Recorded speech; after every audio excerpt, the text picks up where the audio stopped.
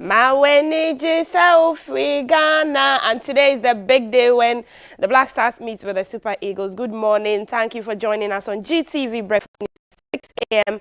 I am multi-sider Sadiq. Stories making headlines. Finance Minister's briefing on the economy yesterday, and also government says it's going to cut down some expenditure. Let's start off with government is planning to raise $2 billion through syndicated arrangements with 3 international banks in April. The Finance Minister, Ken Ofori-Atta, hinted of ongoing negotiations with the banks to finalize the external financing agreement. Mr. Ofori-Atta said the funds would help stabilize the cedi.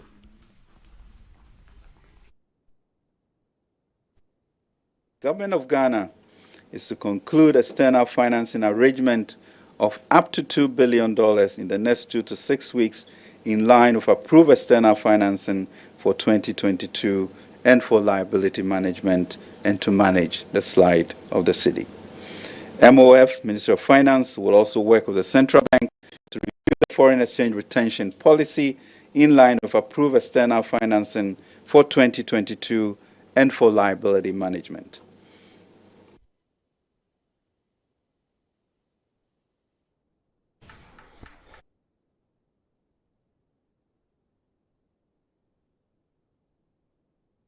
Still on issues of the economy, government has announced sweeping expenditure cuts to reduce deficits, contain rising inflation, and save the sliding local currency. The Finance Minister, Ken Ofori-Atta, said the austerity measures would help save up to 3.5 billion cedis this year.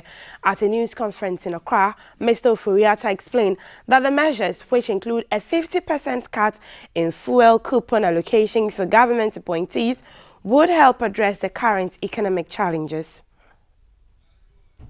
Decided to take the following measures to ensure the achievement of the fiscal deficit of 7.4% of GDP for 2022.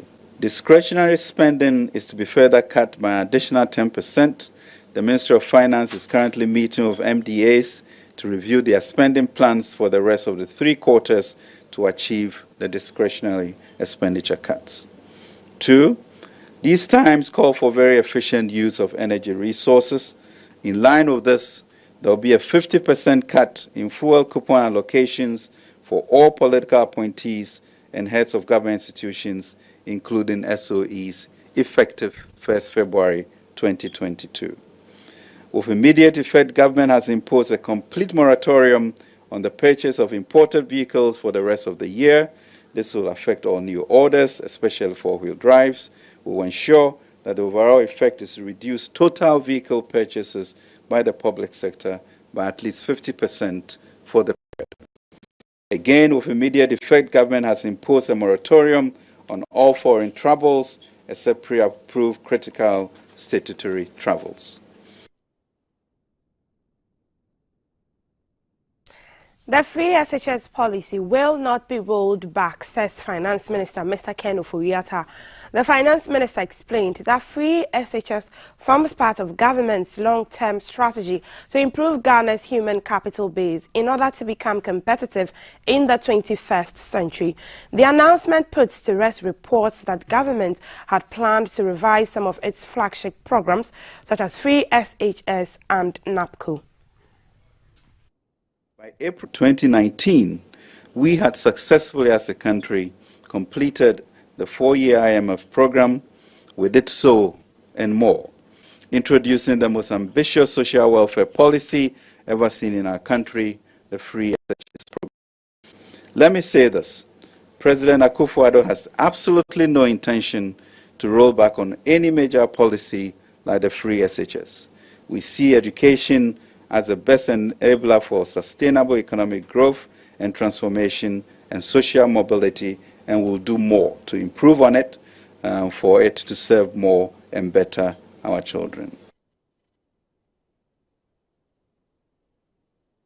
With immediate effect, goods imported via the MP's terminal at the Tema port cannot be cleared without paying the duty required. Dubbed the no duty, no exit, the policy was part of the austerity measures announced by the keeper of the purse, Mr. Ken Ofori-Atta, and is expected to improve revenue collection.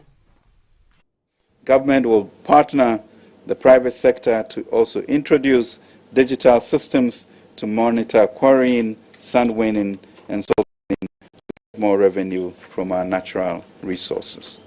And immediately enforce the no duty, no exit policy at the MPS terminal at the Tema port to improve revenue collection. Meanwhile, the minority in Parliament say the measures outlined by the Minister of Finance, Mr. Ken Ofori-Atta, are not adequate enough. Reacting to the Minister's briefing on government's new measures on the economy, Minority Leader Mr. Haruna Idris said the economy has been challenging for individuals and businesses and the measures outlined seem unrealistic. It is only proper that whatever measures he intends to take and will take will be brought before the August House for us to help him tighten and implement austerity measures to save an economy which is in dire straits. Arguably, after listening to the Minister for Finance and his responses and his proposals, whilst he is talking about expenditure cut, he also insisted that they are going to spend on growth areas and social spending. That can only be a contradiction. Our immediate response to the Honorable Minister of Finance is to state emphatically and unequivocally that he's lost touch with reality. He is not in tune with the state of the Ghanaian economy. We state again strongly that we will not support e-levy in whatever form and in whatever character he brings it. But let it not be repeated that the minority did not support government in its revenue measures. We did.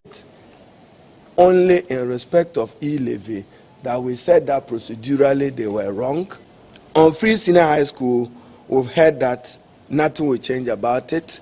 We think that there must be a national conversation on the future of education in our country.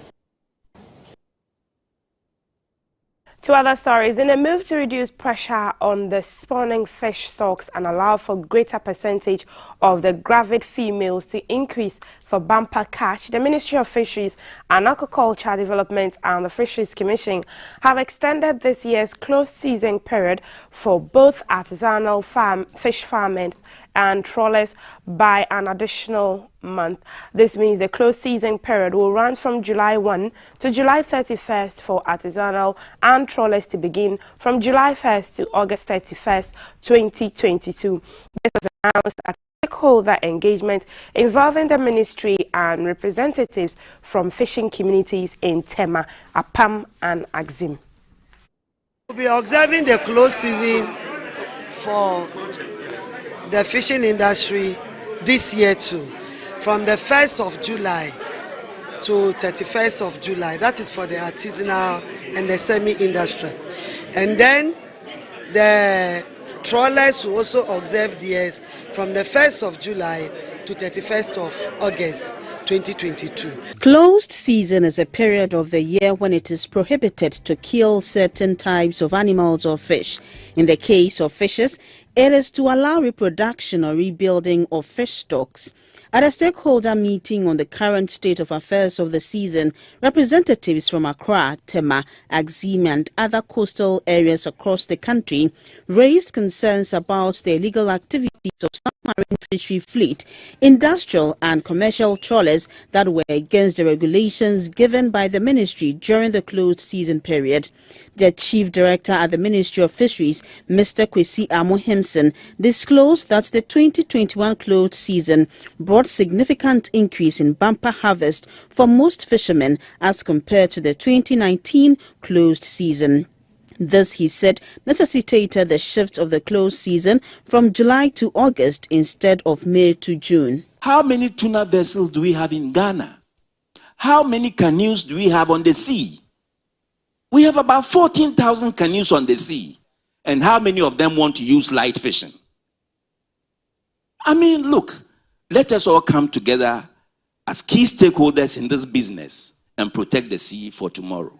The Minister for Fisheries and Aquaculture Development, Madam Hawa Kumsin, advised fisher folks to respect closed season to ensure bumper harvest for domestic consumption and export. Some fishers are standing prosecution as we speak in the western region of the country, from Shama and Abuesi. And so we're going to continue with this. Anybody who will be found guilty will be prosecuted. The 2021 closed season report from the ministry also showed that about 62% of fishermen across the country have now embraced the closed season initiative. The ministry says it makes the closed season attractive and easy for fisher folks to embrace as part of their fishing activities. With Ghana making substantial gains in the grain subsector, a newly constituted governing board is in place to boost the export market and also help put in place price control measures. The Minister for Food and Agriculture, Dr. Owusu Efriyakoto, tasked the board to end importation of seeds from other countries and ensure that seeds are readily available to all farmers nationwide. The country is also heavily dependent on imported seeds from Europe and other African countries. As a way out of the woods, the Grains and Legumes Development Board was established by the Ministry of Food and Agriculture in September 2021 to, among others, produce and distribute good quality foundation seeds of cereals, legumes and vegetable seeds, as well as vegetative propagated planting materials of cassava, plantain, yam, and citrus seedlings. When he inaugurated the new board, the Minister for Food and Agriculture, Dr. Owusu Efriyakoto, tasked the members to ensure that seed, which is the basic unit of plant propagation and very critical to crop production, will be made available to farmers at all times in order to increase their household incomes and reduce poverty.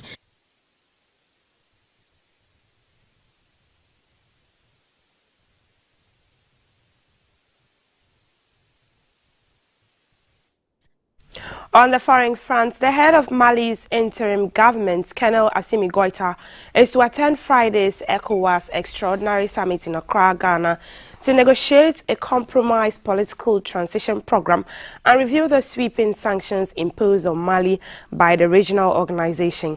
An official letter from the ECOWAS Commission addressed to Mali's foreign ministry extended the invitation to Goïta, leader of two coups and whose administration has delayed a previous transition timetable, which prompted ECOWAS's suspension and blockade of Mali.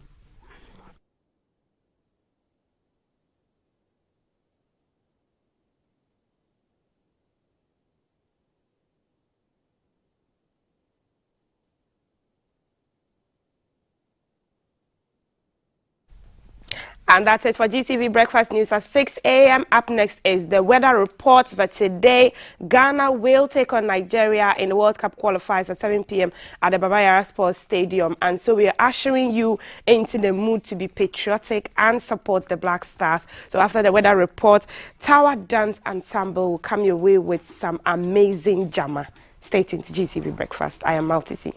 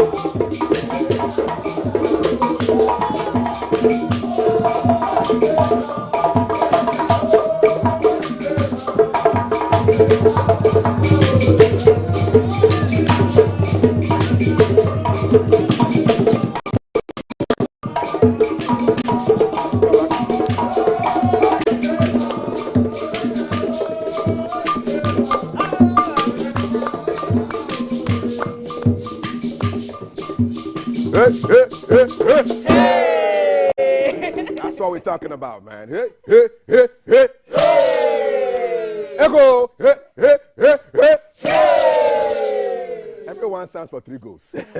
Good morning, welcome to the show. Hashtag GTV Breakfast. Hashtag the day we do our business. You know, Black Star there, you know. This is home. This is away. We're winning everything. And Jane Akai.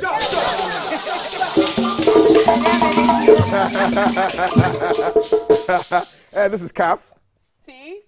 And Val. Maltiti, you guys have seen Maltiti? Yep. Jay and Alan are also somewhere in the mix. You've seen them later on the show, guys. Look, the skies are higher than any bird can fly. And must prove it to the Super Eagles today. No matter how much of an eagle you are, the sky is higher than you. How do you think you can compare with the stars? We are cheering the boys on to victory today on the Breakfast Show. Thanks for joining us.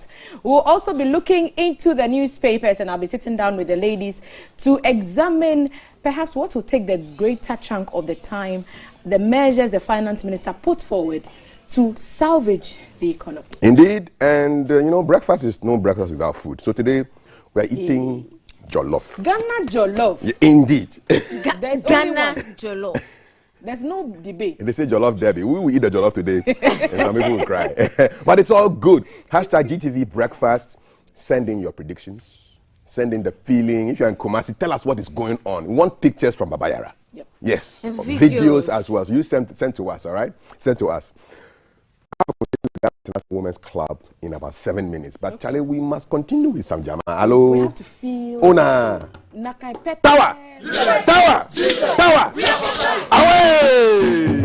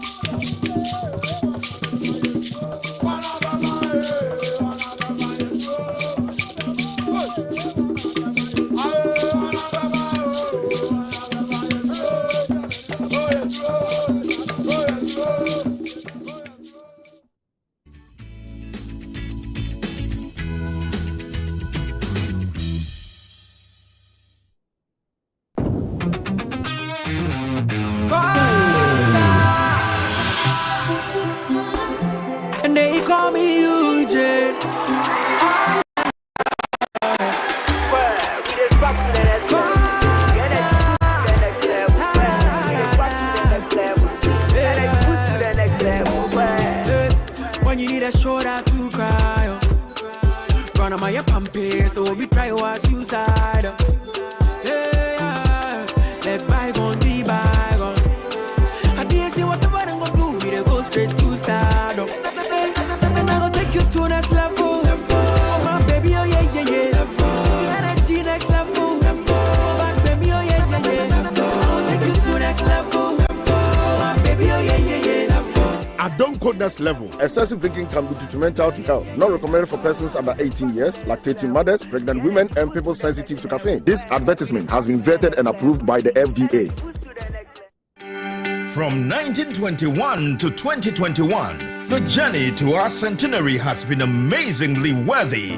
Azar Group is 100 years and continues to achieve greatness. Main brands which were in the company are Azar Tex, which is an emulsion paint, Texture paints, which we were the first people to produce it in Ghana, and Azar Gloss, which is oil paint. We were the first people to produce the carpenter's glue. Now we have new products like silicone paint. Join Azar Group celebrate 100 years and to create another brilliant 100 years together.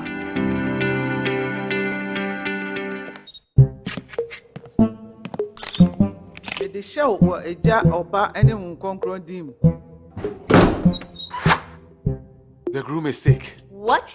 Malaria. Malaria.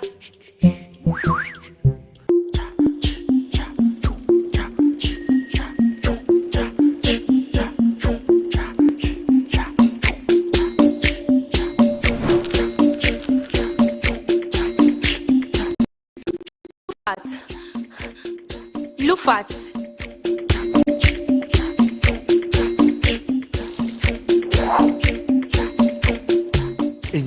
Woman malaria and kawan to them. Lufat, a malaria drop a cope. And now you may kiss the bride. Entrance Pharmaceuticals and Research Center. And I Lufat. Lufat, a two malaria sententem. FDA, I should say a dead in Kratway Ajatum. Wow.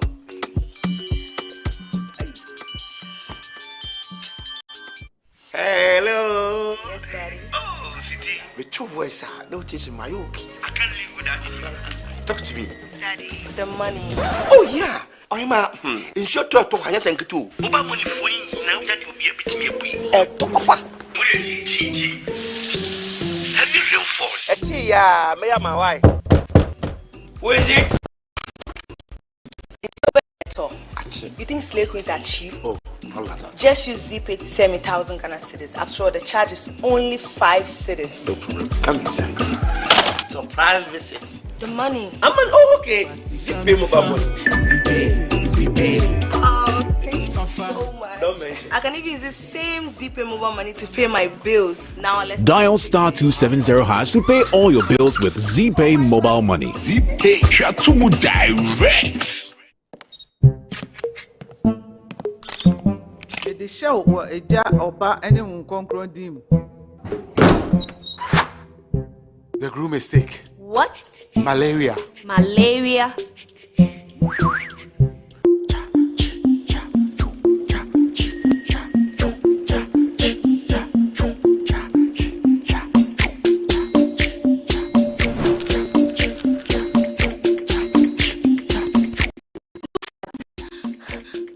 Lufat.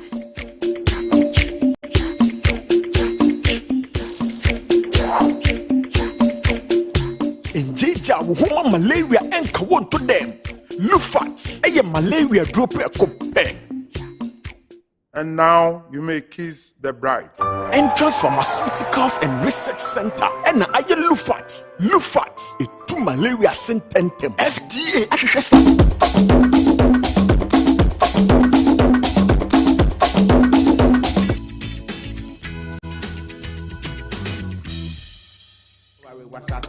Intimunya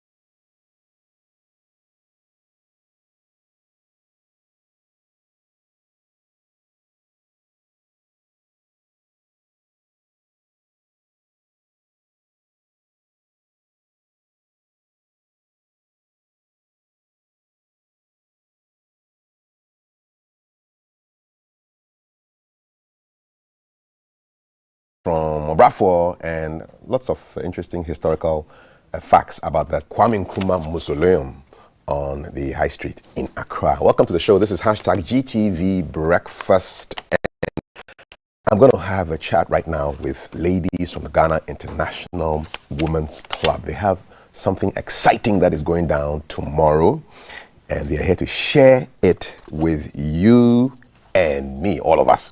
So on my extreme left, I have Madam President Dolores Jani Selby. She's the president of the Ghana International Women's Club. And sitting close to her in the sari is Projects Follow-Up Chair Sonny Valecha. Good morning, namaste to both of you. Good morning. Good to have you here. Tell us, Madam President, what the Ghana International Women's Club is all about. It started in 1980. A group of women from different countries came together as a social club to share ideas, to share their culture, learn about each other's culture, especially our culture in Ghana, because they had come in. And then in the process, they realized they could actually do more, help the needy, especially women and children. Okay. So a lot of the things we do is really based on helping women and children. Our first project was a kindergarten school in Berikusu, which they acquired the land and built from scratch. So the whole school was built by Ghana International. We started with a few children, but now we've got to 94 preschool. The building has to come down. So this is one of our main fundraising events that we're going to do. We're going to build a completely new school for these children. Okay. And then we have other things we do. Help age. We try and go and see them twice a year, give them something. We also have the CR for cervical cancer at Kolebu, which we paid 60%, Kolebu paid 40%. And we have been paying the maintenance contract. Very important. It ends next year, so we've been doing it for 5 years. Well done.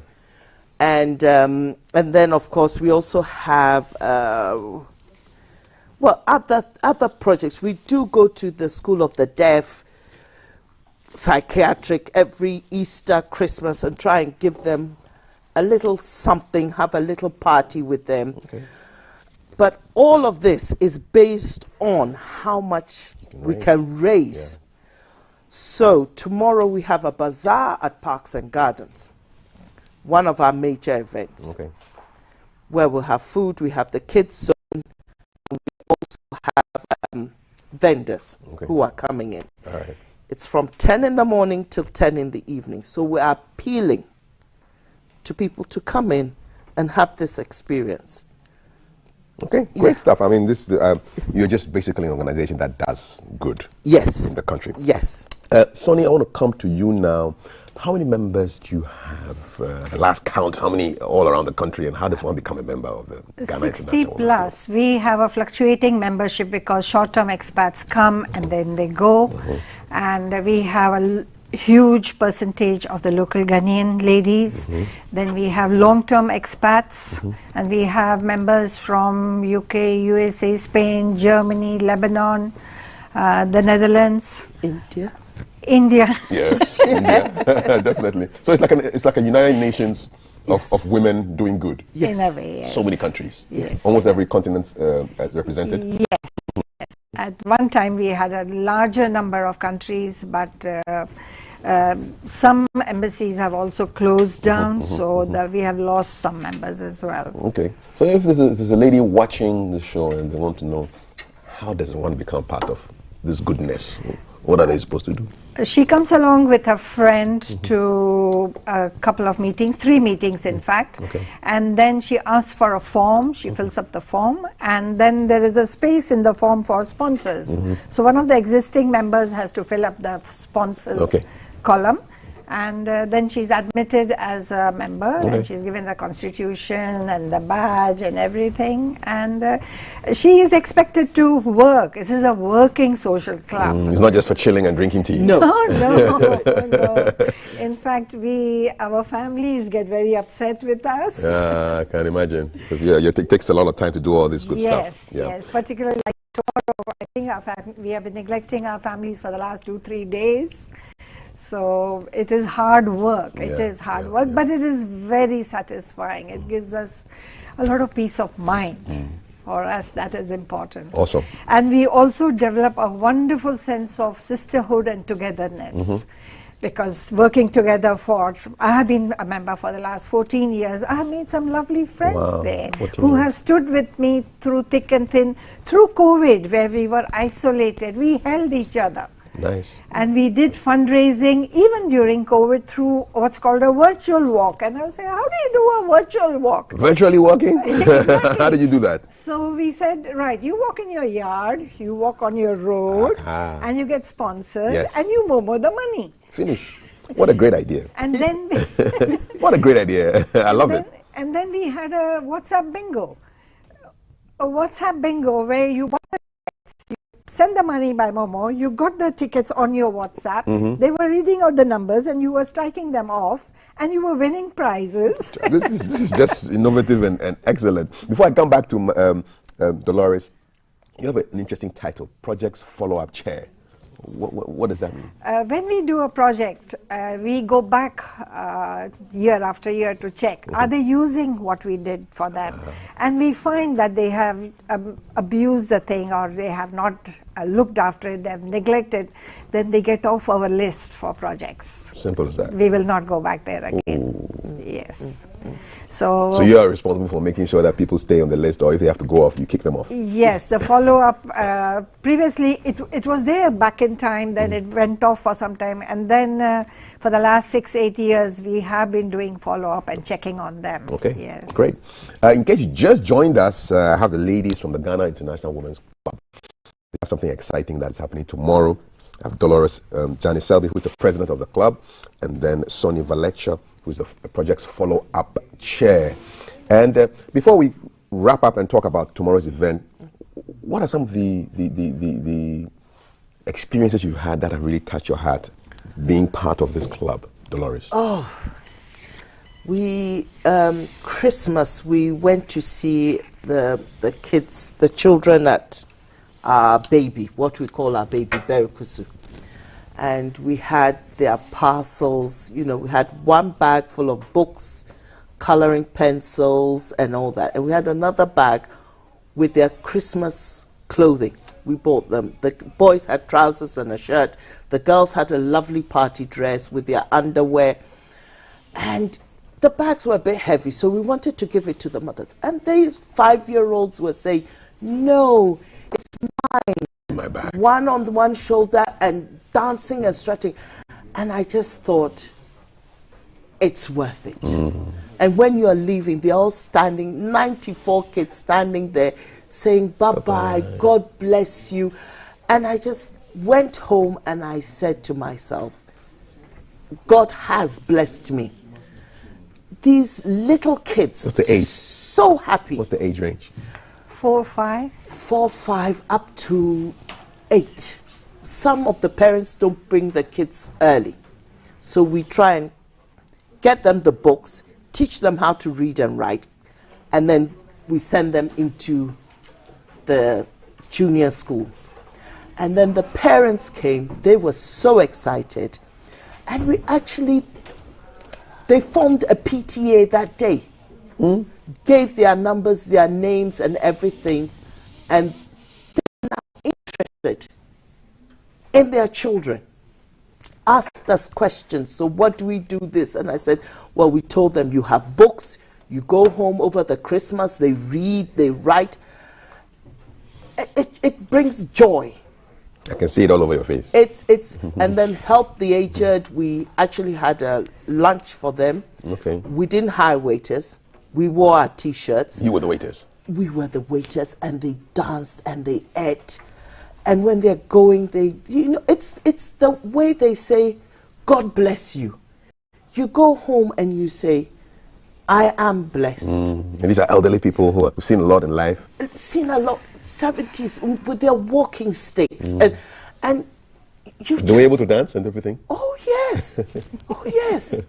And you do, it's these little things that makes what we do touching. It's worth it.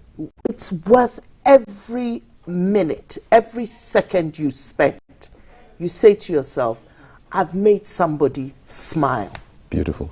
Sonny, what has made you smile over the last 14 years that you've been a member of the Ghana International Women's Club? I have seen some of our senior members, Auntie Fifi, Auntie Joyce, Auntie Betty. They are in their 80s now, and they haven't stopped working. Yeah.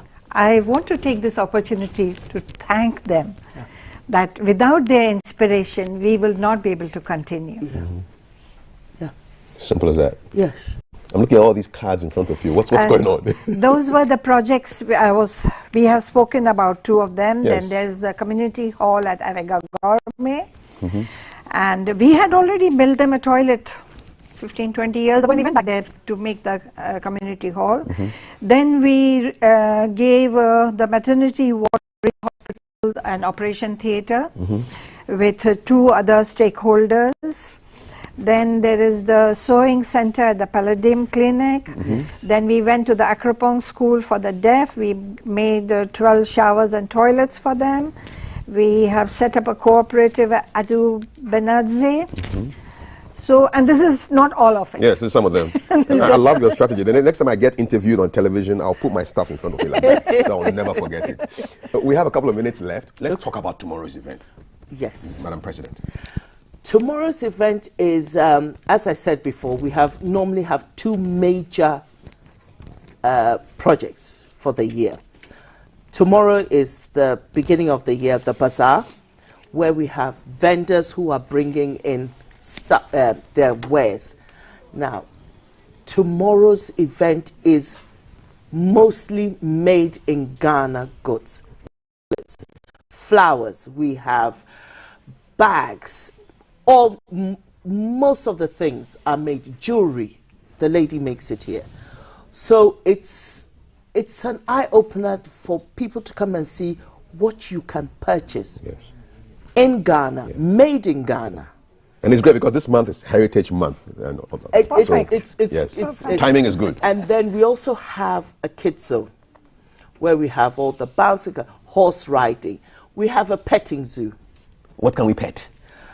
Everything from hamsters to chickens, cats, dogs, snakes, everything. I like snakes.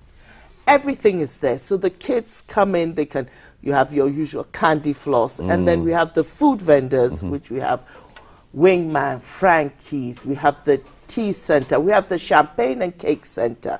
Yes, and afternoon high tea, we have a place for that. So it's everything is there. It's a fun day. It's a family day. Everybody should come in. Awesome. And be part of this. Starts at 10, ends at 10. 10 to 10. So fathers, you can close work at 6 and come in from 6 to 10. It's for everybody. It's for everybody. You've sold it well. Sonny, what do you want to say? We have evening sunset souk there, where you can have a shisha lounge. You can come and just switch off. It's for the men mainly, though the women are also. Yeah, some women like shisha too. So, so there's that. And know that every penny is going towards the projects. Yes. Fantastic. Yes. The fundraising team works very hard to create the funds, and the project team goes and spends all that money. Wonderful. This is the Ghana International Women's Club event presenting a unique bazaar experience tomorrow, 26th of March 2022. Is from 10 a.m. to 10 p.m. 12 hours of fun. It's happening at the Parks and Gardens, Jawaharlal Nehru Road, Cantonments, opposite DVLA. And it's a fun-filled outing for everyone, set in a beautiful, lush garden. And you've got exclusive vendors with high quality and unique products. A lot of a made in Ghana experience. It's an international food court. There's so much to do for the gourmet food, drinks, delectable stand by all these shisha lounge, henna tattoo. You want to get a tattoo? Yeah. You want to get there. Tarot card readings, kids zones, petting zoo. I'm looking forward to the snakes. Horseback riding, raffles, and the numbers are there. Adults is 20 Ghana cedis. Oh yes, the raffle. Yes, it's a big raffle, right? Yes. What's the price? What's the price? First prize return ticket to Accra, Dubai. TVs. We have. Nice. You know. Win the ticket and go and get your own visa. Yeah. Yeah, it's happening tomorrow, 10 to 10 at the Parks and Gardens, Jahwalal, Nehru Road. So yeah, adults 20, students 10, under 5 free. Yes. So if you've got a whole bunch of 4-year-olds, they're not paying jack. No. You know, so come there. Yeah. And there's a number here that it's on the flyer 0277552 020. 0277552 020. So another number to get your phone out, put it on straight away. 0248 069953, and all the proceeds are going to selected Ghana International Women's Club health and education projects. Yes. So make sure, put it on your calendar, 10 to 10 tomorrow. Yes. Yeah. Yes. Final words? Anything you want to say? What people should remember? I want to see generosity in action. Yes. Generosity in action. Yes. I'll leave the final word to the president. Well, I want to say thank you to all our sponsors. You know, we Ash Foam, Belacqua, The Ticket, Casaprec, Latex Foam, Mohonani Group, Moving Pick. We have two night stay at Moving Pick. Why not? Full board. So the raffle prizes. So get your raffle books and just come in and have a fun day. This is a stress-free, fun day. Come and see what we do. And the ladies who want to join and work, please come and join us. Thank you very much. Dolores Jani Selvi is the president of the Ghana International Women's Club, and Sonny Valecha is the project's follow-up chair of the Ghana International Women's Club. Ladies, we wish you the very best. Thank you so much. Thank you. Thank and you good so luck much. to the Black Stars. Yes. Good luck. Hopefully we make it happen. Yes. All right, this is GTV Breakfast. We've got the panel of ladies coming up in the next hour with Thelma, and we've got more Jama. We've got jollof in the house. There's some jollof that is going to be done, and I shall be eating some of that. I'm not a prophet, but yes, I can see jollof. All right, and your messages are coming on 055-556-1034. We'll read them after Keep an Eye, which is coming up in a short while. Valerie is ready.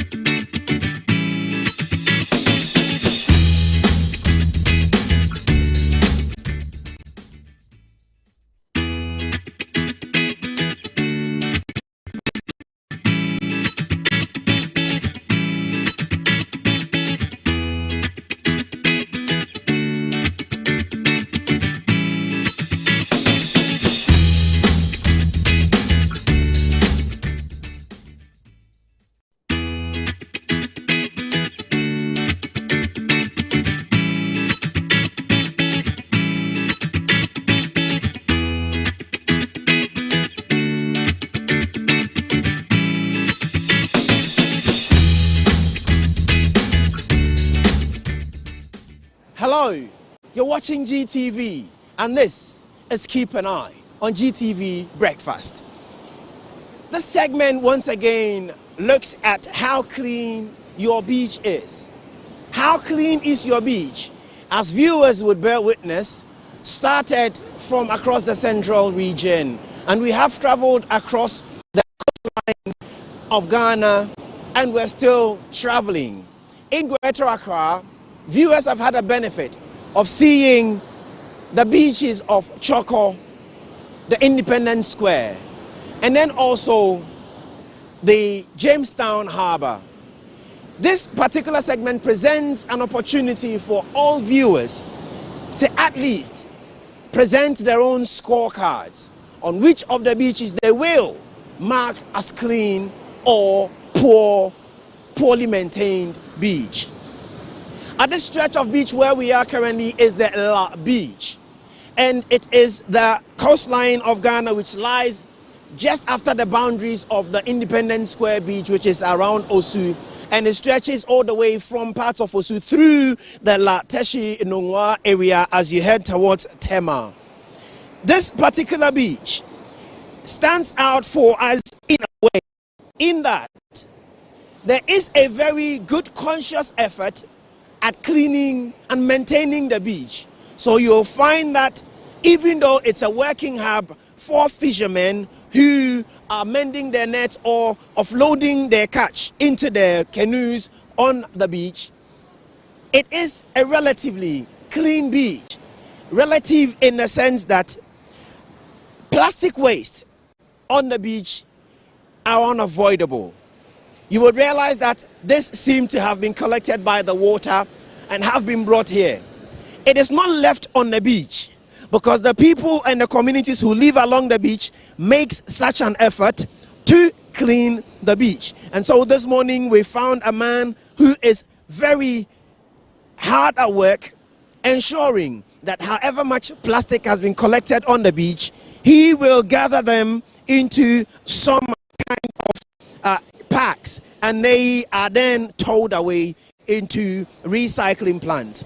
Landmarks out here on this beach include the Royal Palace, and in the distance we'll have the tallest building along this coastline, as well as parts of the La Palm and the Labadi beach hotels. The benefits of the coastline to those communities who live along those coastlines vary.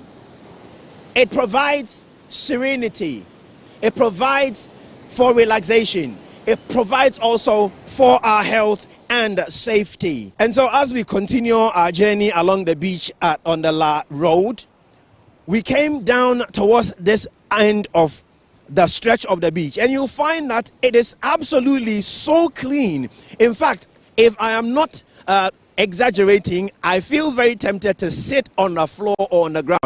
You look towards my left, what you have is what looks to me like a tent where someone at this time of day is relaxing on the beach. This is what efforts at cleaning and maintaining your beach brings to the people. It provides a certain relief and leisure for people who would otherwise be somewhere else but the beach.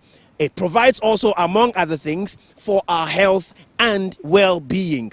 The air out here is so sweet, so clean. You can feel the goodness in the air. If I turn to my right, what you have again is another tent that is being also prepared for people who would want to relax on the beach and also take their mind off stuff. That is once again what efforts at cleaning the beach brings to you. At this point, we're going to move over to the other side of the stretch of the beach and see for ourselves how young men and women who live close to the beach are taking advantage of the resource the beach provides to generate revenue for themselves. It provides, among other things, as I've mentioned, for our good health and our well-being. Really, it is very relaxing if you find a clean beach. Keep an Eye has asked the question, how clean is your beach and how proud are you of your beach?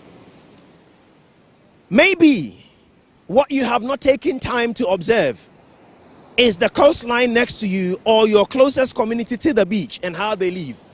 On this stretch of coastline, as part of the efforts, they have placed signs across the length and the breadth of it.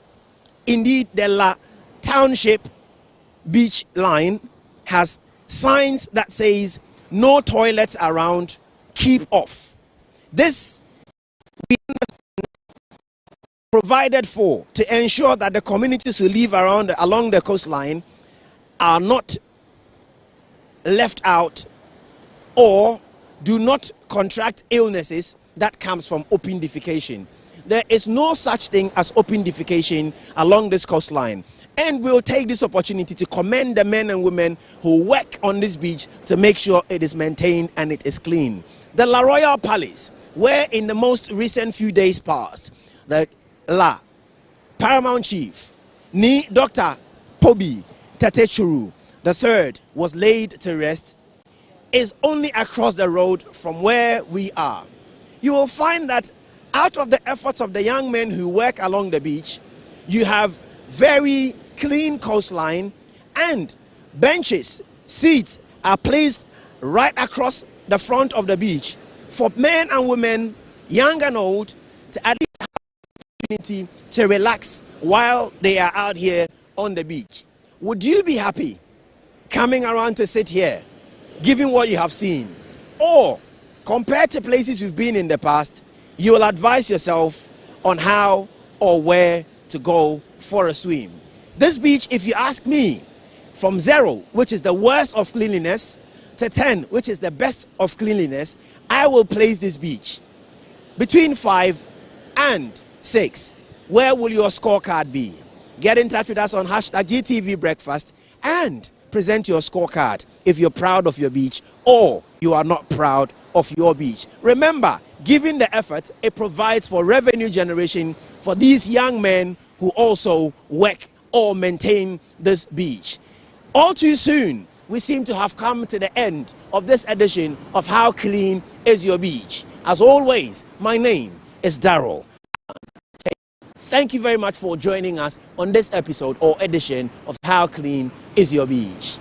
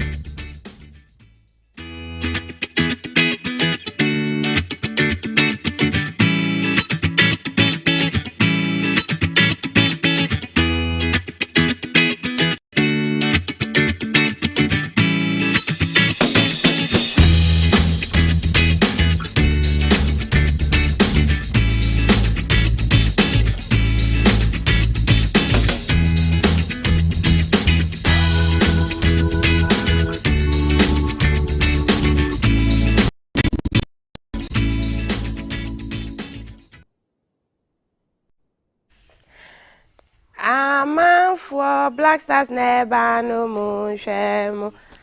Today it's an extraordinary day because we're meeting the Super Eagles of Nigeria at the Baba Yara Sports Stadium tonight, and we'll be streaming on all our platforms on GBC, on GTV Sports Plus, GTV, and all our affiliate channels. So do keep your channel locked on to GTV. Today we'll be looking at the VAR machine that has been installed at the Baba Yara Sports Stadium ahead of the game tonight. So we'll also be looking at Italy is out of the World Cup as they couldn't qualify at the qualification stages. We'll be looking at how the Black Stars and the Super Eagles are preparing for that crucial game today. Now, it's 10 teams vying for 5 tickets available for the Qatar 2022 World Cup, and it will interest you to know that the matches will be live on all of Ghana Broadcast Corporation TV channels.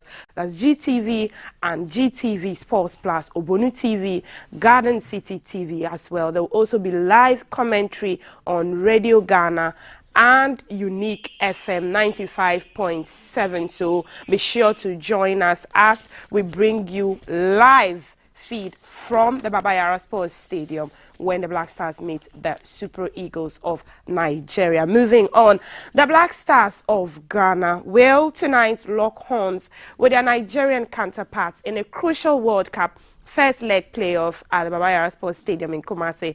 Ghana are chasing their 4th appearance at the World Cup and will have to beat Nigeria in 2 legs to book 1 out of the 5 tickets available for the 2022 World Cup in Qatar. Now, former Black Stars goalkeeper Abukari Damba, we want to speak to him. We're still trying to see if we can get him on Zoom on. Okay, let's move on to, meanwhile, the Baba Yara Sports Stadium has not hosted the Black Stars in about 3 years going into this tie, and sports journalist Kwame Jumo Ajiman want to speak to him to see the atmosphere as the preparations are going on for the crucial game today. We'll be speaking to him on Zoom. Hello, Jumo. Hello, good morning. How are you? Good morning. How are you doing? I'm doing very well. And yourself? Great. We are doing well. I mean, we are just gearing up to the game tonight, so we are sharing a lot of drama in studio and all of that. But can you just give us a feel of how the atmosphere is like in Kumasi at the Baba Yara Sports Stadium since the team has been training since yesterday? Well, it's been great here so far. I mean, yesterday we had the opportunity of seeing the Black Stars at training at the Baba Yara Sports Stadium, and you had to be there. The number of journalists that are in Kumasi to cover this game is amazing. As of yesterday, I noticed that over 400 plus Ghanaians had gotten accreditation for the game, and I noticed that quite a number of Nigerians were also pushing for an accreditation as a part of covering that game. As for the fans, it was crazy. I mean, when I got to the stadium a little about 30 minutes before the team actually got in, there were thousands of people at the gate who wanted to have a feel of who was going to be at the stadium, who was going to be training, what exactly they were going to be doing, and all of that. At some point, they were not giving an opportunity because these were tactical sessions, if you like. But after the tactical session ended by Coach Otuado, quite a number of them were given the opportunity to come in and train. So for me, it's all excitement here. All everyone is talking about is because this game is going to be played over 2 legs, that we get a resounding victory in Kumasi, and hopefully when we get to Abuja in Nigeria in about 4 days' time, things will be relatively easy. So everyone here, journalists, fans, are looking forward to the game later this evening. I'm sure you've seen the Nigeria side in training by now after they touched base in Kumasi. How will you assess them against seeing the Black Stars with all the new guys that have been called up training? How are the Nigerians on the field of play in training? Well, the Nigerians obviously are not too different from the Nigerian side that we did see play at the AFCON a little over a month ago. Just 1 or 2 additions that we did not see at the AFCON. And normally for the training sessions, they are just brief. A few tactical sessions here and there, a few ball movements here and there. Training sessions are not too much intense, so that you can sit out and say that, okay, maybe the Super Eagles are going to be playing to this set strategy, or maybe this player or that player will be playing ahead of this player or that player. It's very little things that they do, but there is a reason why the managers do this. They do not want to give so much away so that someone could even tell how they are likely to line up against Ghana or how they are likely to play against Ghana. The first 15 minutes, of course, was open to the media, but after 15 minutes, like we do at the international level, everyone was asked to leave. They are brimming with confidence. They have players who play at a very high level. So naturally, when you have a team filled with players who play at a very high level, there's a certain level of confidence, a certain level of belief in themselves, a certain level of faith in themselves. They know that they have the opportunity of playing the second leg in Abuja. So they appeared very relaxed. They knew what they were doing. Like I said, they've got a lot of quality players in their team. Go down to what happens at 7 p.m. tonight. At 7 p.m. tonight, nobody is going to be caring that much about how a particular training session went or otherwise. It's all going to be down to the 2 coaches who they are likely to call up to play the game and how who they call up to play will perform. Great. Thank you so much, Kwame Jumo Ajiman, for speaking to us about how preparations are ongoing. Truly, when it gets to the time for the game, it's going to be the coaches and who they're calling up to man these teams and win the World Cup qualifiers. The video assistant referee has been installed at the Baba Yara Sports Stadium for the West African Super Clash between Ghana and Nigeria. Now, the Baba Yara Sports Stadium will become the first stadium in Ghana to use the VAR technology to aid the referee to make decisions in the crucial World Cup qualifier.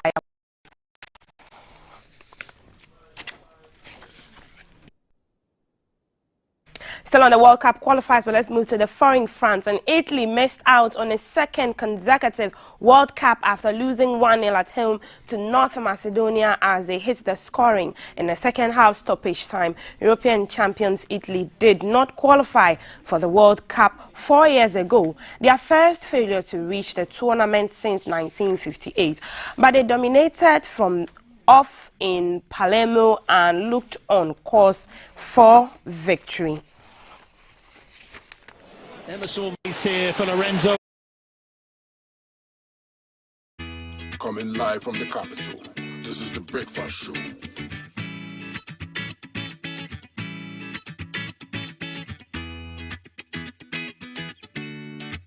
Good morning, my neighbors. Good morning. Good morning, everyone. Good morning. It's a good morning, and we serve you breakfast. Not just any breakfast. Sizzling healthy. Yeah, all the time. Okay, let's take a peek. I brought my spine. There are certain things that we do to help the children with their brushing. And there's much more on offer on GTV breakfast. You want it served buffet style? On-site restaurant. Complimentary breakfast? Off of your plate chicken vegetables. So in my lifetime, I haven't seen Ghana Black Stars win an African Cup. Can I show what is written on the back? Yes, definitely. Where's the camera? Just stand and turn. So what's your pleasure than Botras here at that time of the morning?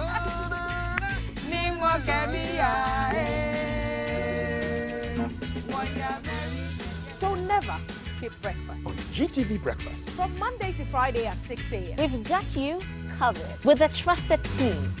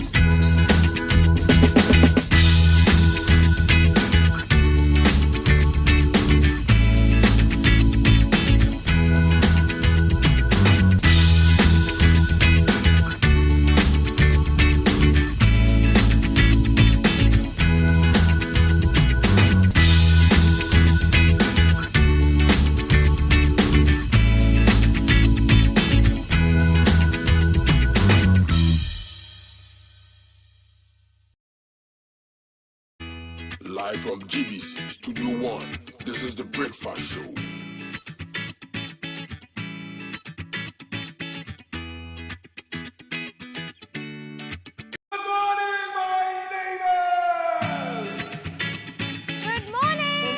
Good morning. It's a good morning, and we serve you breakfast. Not just any breakfast. Sizzling healthy. And there's much more on offer on GTV breakfast. So what's your pleasure than Botras here at that time of the morning? You want it served buffet style? Complimentary breakfast? On-site restaurant. Or room service. We've got you covered. From Monday to Friday at 6 a.m. With a trusted team. So never skip breakfast. On GTV Breakfast. Coming live from the capital, this is the Breakfast Show.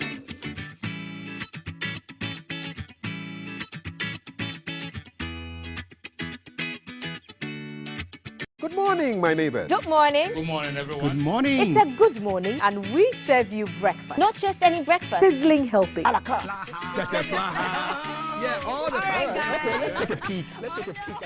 I brought my spine. There are certain things that we do to help the children with their brushing. And there's much more on offer on GTV breakfast. You want it served buffet style? On-site restaurant. Complimentary breakfast? Off of your plate chicken vegetables. So in my lifetime, I haven't seen Ghana Black Stars win an African Cup. Can I show what is written on the back? Yes, definitely. Where's the camera? Just stand and turn. So what's your pleasure than Botras here at that time of the morning?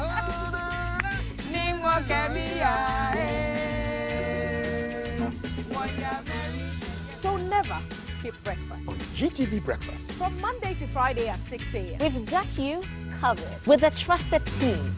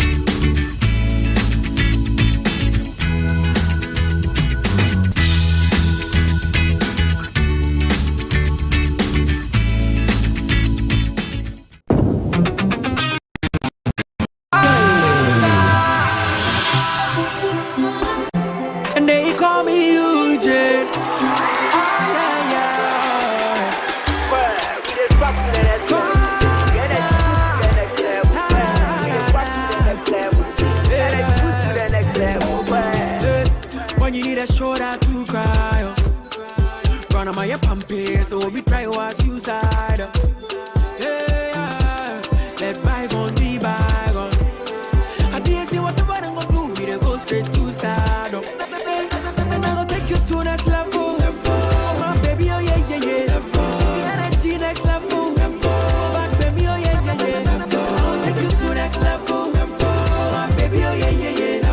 I don't go next level. Excessive drinking can be detrimental to health. Not recommended for persons under 18 years, lactating mothers, pregnant women, and people sensitive to caffeine. This advertisement has been vetted and approved by the FDA.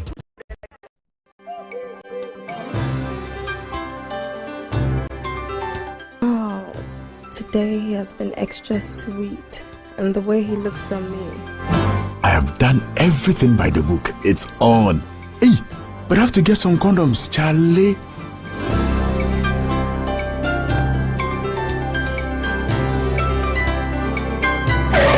Using a condom will protect you and your partner from HIV, STIs, and unplanned pregnancy. Condoms are an effective way for protection against HIV infection. Don't take risks. Use a condom every time.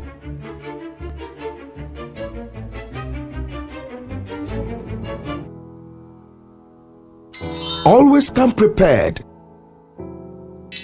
This advert is brought to you by the Ghana AIDS Commission and Ghana Health Service.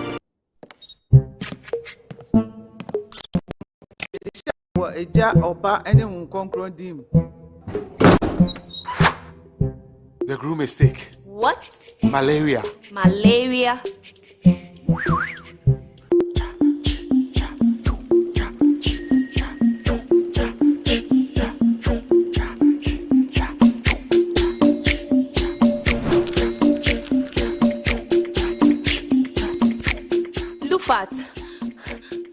Lufat.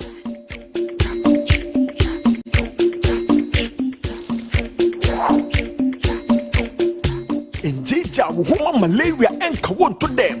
Lufat, a malaria drop a cope. And now you may kiss the bride. Entrance Pharmaceuticals and Research Center. And I Lufat. Lufat, a 2 malaria sententem. FDA, Ashasa, a Jedi in Kratoi Ajatus. From 1921 to 2021, the journey to our centenary has been amazingly worthy. Azar Group is 100 years and continues to achieve greatness. Main brands which were in the company are Azar Tex, which is an emulsion paint, texture paints, which we were the first people to produce it in Ghana, and Azar Gloss, which is oil paint. We were the first people to produce the carpenter's glue. Now we have new products like silicone paint. Join Azar Group celebrate 100 years and to create another brilliant 100 years together. Hey, tell me what? Tell me what? Hey, tell me what? Tell me, beer. They will worry me. Watch me, you come 1 week, Mr. Oh, now, yes. Nade, senior, name me a new mark. Cut down, my business is a collapse. I'm out. So won't take quick credit, Inka. Quick credit? Yes, quick credit. Who pesika? We are government and a private worker. Who pesika they are till hot so. We are Busumi Juma. Who is Sikadia Bibin Tempe so. Quick credit, Bema loan, and what you are kakra. Now, and let just some Cassian say, a collateral free loaner, Susu, savings, account opening, and a deposit as MBA. Here and say, Ghana card 2022 year 1 year Juma now 1 hour who need excuse here. Quick credit to 03022 00390 and 05969 20833. But see quick credit.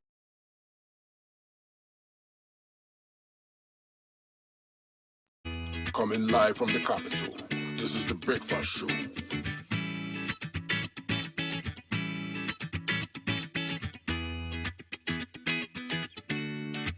Good morning, my neighbors. Good morning. Good morning, everyone. Good morning. It's a good morning, and we serve you breakfast. Not just any breakfast. Sizzling healthy. Yeah, all the time. Okay, let's take a peek. Let's take a peek at I brought my spine. There are certain things that we do to help the children with their brushing. And there's much more on offer on GTV breakfast. You want it served buffet style? On-site restaurant. Complimentary breakfast? Off of your plate chicken vegetables. So in my lifetime, I haven't seen Ghana Black Stars win an African Cup. Can I show what is written on the bag? Yes, definitely. Where's the camera? Just stand and turn. So what's your pleasure than Botras here at that time of the morning?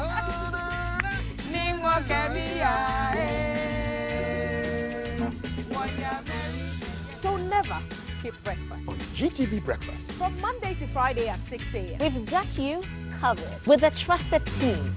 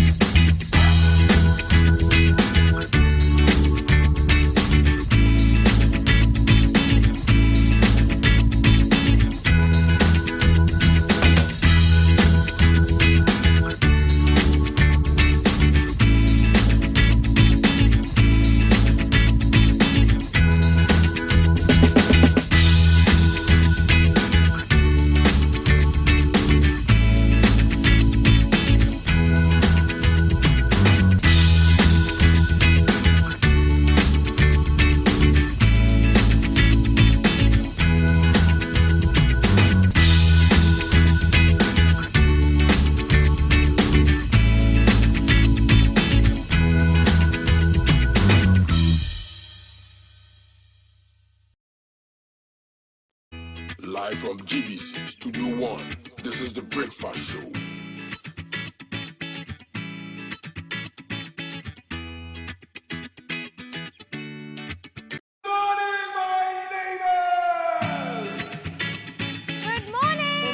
Good morning. It's a good morning, and we serve you breakfast. Not just any breakfast. Sizzling helping.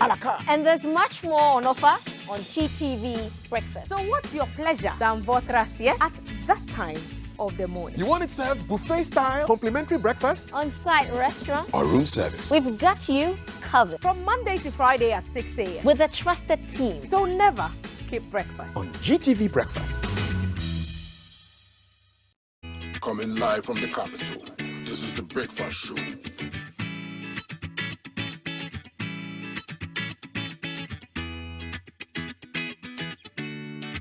Good morning, my neighbors. Good morning. Good morning, everyone. Good morning. It's a good morning, and we serve you breakfast. Not just any breakfast. Sizzling helping. Yeah, all the time. Okay, let's take a peek. I brought my spine. There are certain things that we do to help the children with their brushing. And there's much more on offer on GTV breakfast. You want it served buffet style? On-site restaurant. Complimentary breakfast? Off of your plate chicken vegetables. So in my lifetime, I haven't seen Ghana Black Stars win an African Cup. Can I show what is written on the bag? Yes, definitely. Where's the camera? Just stand and turn. So what's your pleasure than Botras here at that time of the morning?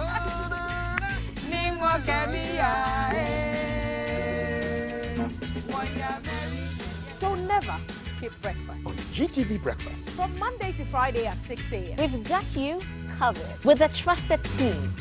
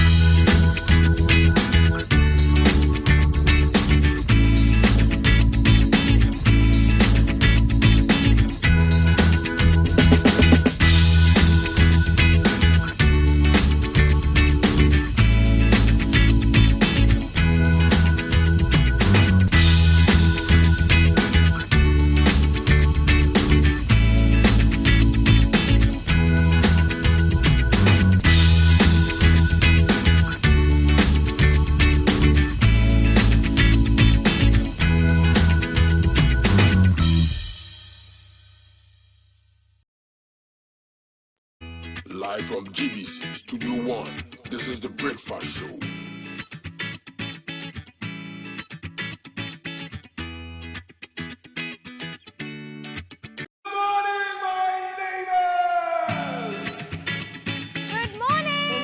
Good morning. It's a good morning, and we serve you breakfast. Not just any breakfast. Sizzling helping.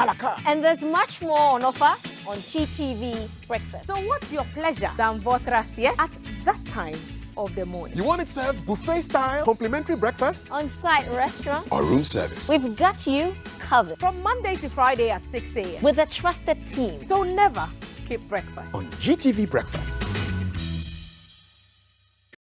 Coming live from the capital, this is the Breakfast Show.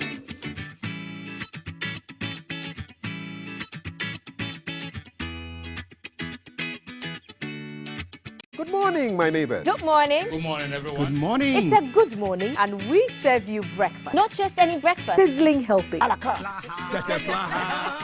all the time. Okay, let's take a peek. I brought my spine. There are certain things that we do to help the children with their brushing. And there's much more on offer on GTV breakfast. You want it served buffet style, On-site restaurant. complimentary breakfast? Off of your plate should be vegetables. So in my lifetime, I haven't seen Ghana Black Stars win an African Cup. Can I show what is written on the bag? Yes, definitely. Where's the Just camera? stand and turn. So what's your pleasure than Votrasie at that time of the morning?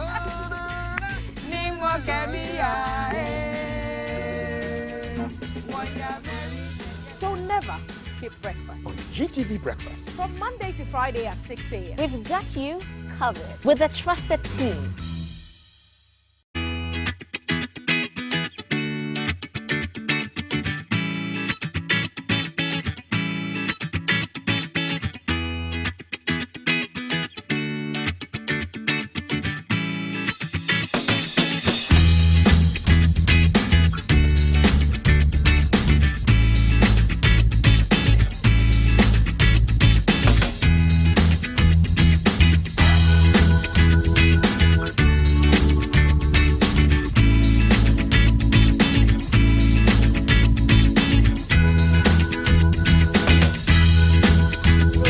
Further coverage of the World Cup qualifiers. The Ghana versus Nigeria game, 7 p.m. tonight on GTV Sports Plus, GTV, Obonu TV, and Garden City TV. The DR Congo and Morocco game, 2 p.m. on GTV Sports Plus. The Cameroon-Algeria game, 5 p.m. on GTV Sports Plus on Obonu, Garden City TV, I beg your pardon. Then the Mali-Tunisia game, he mentioned too, 5 p.m. live on GTV and Obonu TV. Egypt and Senegal, as he mentioned, who went into the World Cup, went into the Africa Cup of Nations finals at 10:30 p.m. On GTV Sports Plus. Then we have the radio commentary live on Unique FM 9.7 and on Radio Ghana. And that's it for GTV Breakfast Sports. We are still going to Shi Jama in the studio. CAF, our confirm from yesterday, his scoreline is 3-0 against the Super Eagles. Thelma says that, well, is it going to be technology or whatever? We'll be watching. Val doesn't want to give her predictions. I'm sure she'll tell you her predictions later. The Ghana Jollof, if she's not supporting Ghana, then the Ghana Jollof we are cooking in studio. We will just know the number of people who are eating it and those supporting, number of people who will be eating the Ghana Jollof. Also bring you a vox pop or views of people on the streets of Accra talking about their predictions for that crucial game tonight and how we're bringing back the love for Guinean football. I am Maltiti Saida Sadiq. We'll take a break. When we come back, GTV Breakfast continues. Stay with us.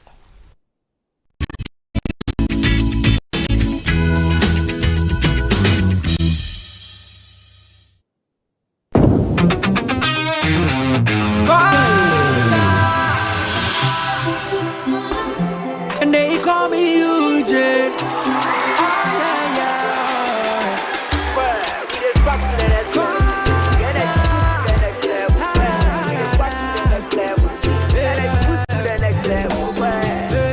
When you need a shoulder to cry, run on my pumpy, so we try to suicide. Let bygone be bygone. I did you to next level. My baby, oh yeah, yeah, yeah. The energy next level. My baby, oh yeah, yeah, yeah. Take you to next level. My baby, oh yeah, yeah, yeah. I don't code next level. Excessive drinking not recommended for persons under 18 years, lactating mothers, pregnant women, and people sensitive to caffeine. This advertisement has been vetted and approved by the FDA. I am 7 years old. Beep, beep, beep. I am 4 years old. We are 12 years old. It's been 1 year since I started my antiretroviral treatment. You can live a long, productive life with antiretroviral treatment. With antiretroviral treatment, HIV-positive expectant mothers can have healthy HIV-negative babies. Go to the nearest health center, test and know your HIV status. If you are positive, ask about antiretroviral treatment and you will receive help. Antiretroviral treatment is your only option for a long and fulfilling life. This advert is brought to you by the Ghana AIDS Commission and Ghana Health Service. Hey, tell me why. Tell me why. Tell me, beer.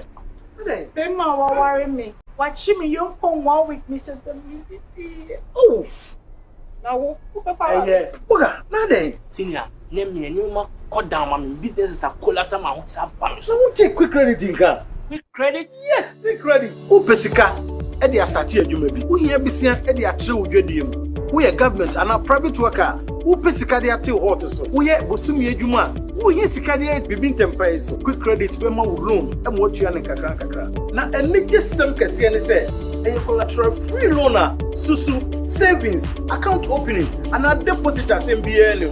Ye hia ne se wo Ghana card. 2022 de wo anya adwuma na wo na wo ye wo.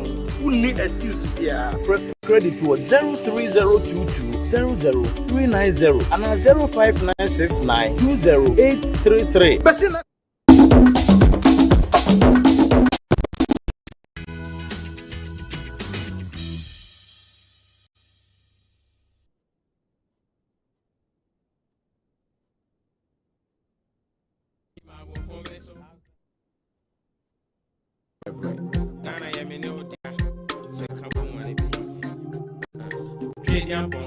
And son, as I say, yeah, and son.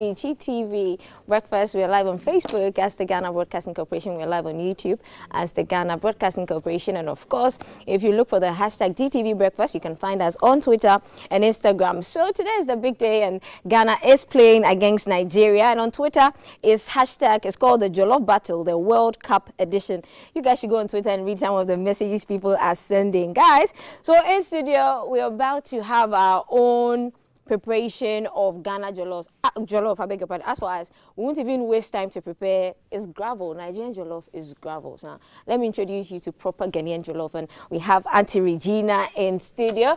Regina Ampabing is the head of Reggie's Signature, and she's coming to show us how she's going to do Ghanaian jollof. Mind you, if you are in studio, the smell, the aroma is in studio is amazing. Hey, Regina, welcome to GTV Breakfast. Thank you. So wait, your predictions for today's game first. I'm looking at 2-1.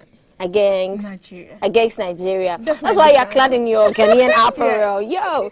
Okay, so guys, I'm seeing we're going to have proper Ghanaian jollof and then salad. But I'm seeing herrings here. Okay, so my camera is going to zoom in onto her ingredients. So Regina, tell us what you're going to make this Ghana jollof with. So we are using pepper, onions, fresh tomato puree, Then our herrings.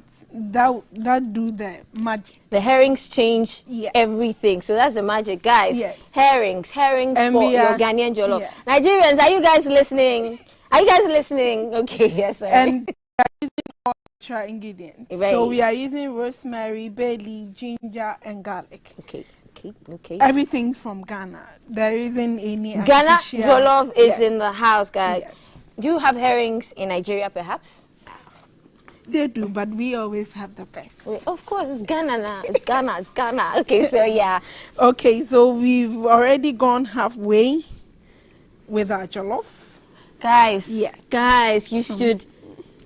Maybe we should have a quiz or something so that one of our viewers can join us. You guys should. It smells amazing, and I can bet you it tastes amazing as well. Okay, so what accompaniments are going with it? We are going to have it with fried goats and some salad. Yeah. Can I see the goat? We have it here.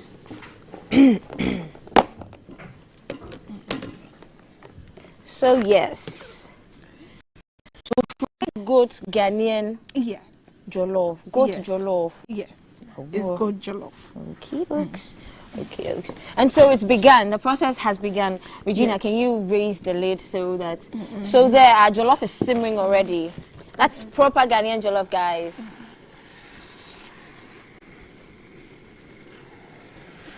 And it's being made by Regina from Reggie's Signature. She's on Instagram, she's on Facebook. We'll put her number out as well. And so you can call her for all your events. It smells amazing. So the boiled eggs are going to go with the jollof as well? Yes. But I want two. I want 2 eggs and you have only 4. Guys, the hashtag to follow is GTV Breakfast. And we're going to, T is having a sit down. She's going to discuss the headlines. The headlines where we're going to be discussing what's trending on newspapers and online bothering the ordinary Ghanaian. But today the big issue is the Black Stars, the game with the Nigerians. And we already have the Tower Dance Ensemble in studio. Did you miss the Jama session earlier? Okay, don't fret. I'm about to give you another massive Jama session by Tower Dance Ensemble, guys.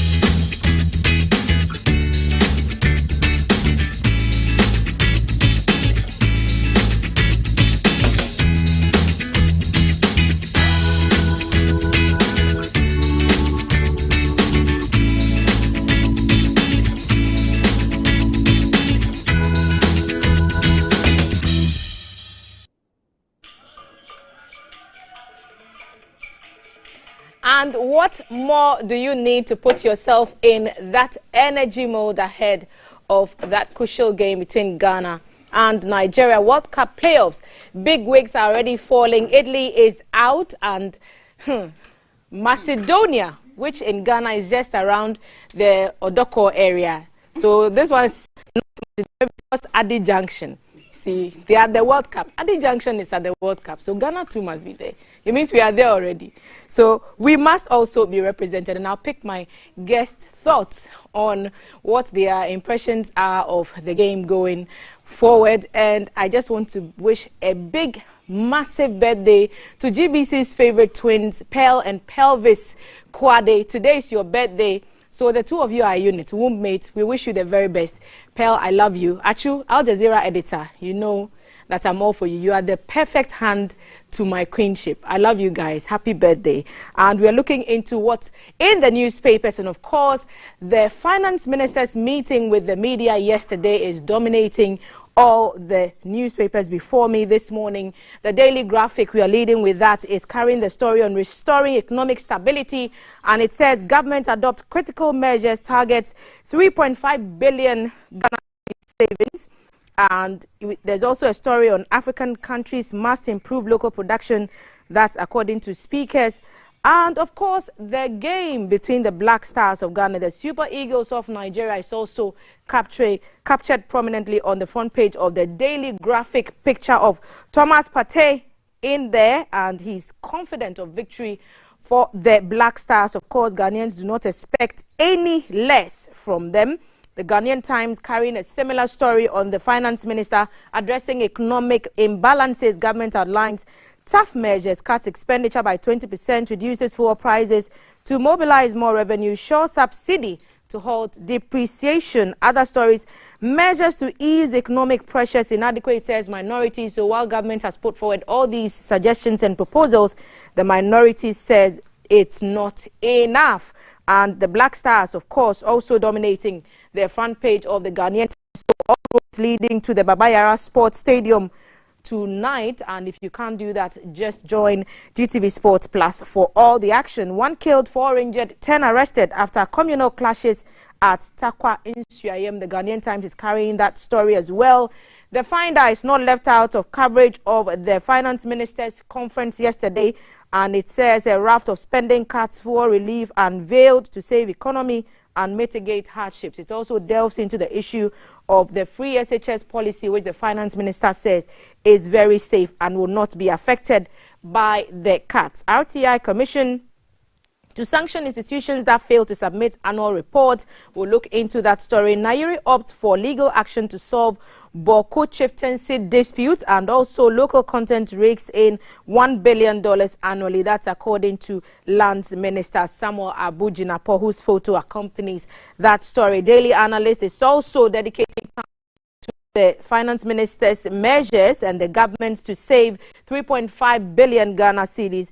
It also captures the e-levy, which will generate $10 billion in 10 years, and it's calling for support. Razak Opoku is the one speaking here. Teachers also deserve end-of-service benefits. So Jaben Chief Linguist is also making that assertion. Of course, there are elsewhere investigations launched into the Bulgaria embassy demolition. That has also been topical for a while. The minority, which says government measures inadequate, are also calling for government to reinstate the toll booths to generate revenue, even while we wait for other measures to kick in. Deadly clash at Takwa, Okobeng's gang clash with rival gang, and all these stories are in the Daily Analyst. We'll be looking into the stories in a bit more detail. Let me introduce my guest to you. Right next to me, Hajia Hamdatu Ibrahim, former acting chairperson of the CPP, on the table. Hajia, good morning and welcome. Thank you. Good Salaam alaikum. Wa alaikum salam wa rahmatullahi ta'ala wa barakatuh. Juma Mubarak to you, Hajia. And today we've broken a cardinal rule that we have on Fridays, reserving the seat only for ladies because of the nature of this discussion. The Professor Lord Mensah, Associate Professor of Department of Finance of the University of Ghana Business School, is joining us to add his expertise to the discussions this morning. Prof, good morning and welcome. Good morning. We are happy to have you. And of course, And of course, right next to him is Ellen Amadeko, member of the National Communications Team of the NPP and National Women's Organizer Hopeful. Good morning, Ellen. Hi, good morning. The entire time we're doing Jama, everybody was there. You were just sitting there. Just, I don't know. Can we just get to the... I could just read what was going on in your head. So why your lack of enthusiasm for the Black Stars and the game against Nigeria? Do you smell the jollof? Are you interested in eating the jollof? As for the jollof, I'm very interested. No, but you are not interested in supporting the Black Stars? Don't put me on the spot this morning. Well, we are starting with our Black Stars. I don't want to put a damper on all of you, your excitement and on anybody's excitement this morning. So I wish the Black Stars well. That's all you have to say. You know my opinions on the Black Stars already. Somebody is watching you for the first time this morning. And they want to hear what your thoughts are. Thelma, don't let me put the sand in your gari this morning. So you don't think they will win this? I wish them well. Whilst we are at it, there are 3 people I have to wish a very happy birthday to. I cannot afford not to. You can't topple Pearl and Pelvis this morning. Today, but then we are for them. That's practically my mother, so I have to. Please. Good. So I want to wish my mother, she took over when my biological mother died, so she's my mother now, Mrs. Mary Sarkodie of the Odo West. A very, very happy birthday. And then I also want to wish Lady Reverend Nyakwa, Efua Nyakwa. She's also my classmate from St. Rose's and University of Ghana. Today is her birthday. I wish her blessings and I wish her ministry will prosper.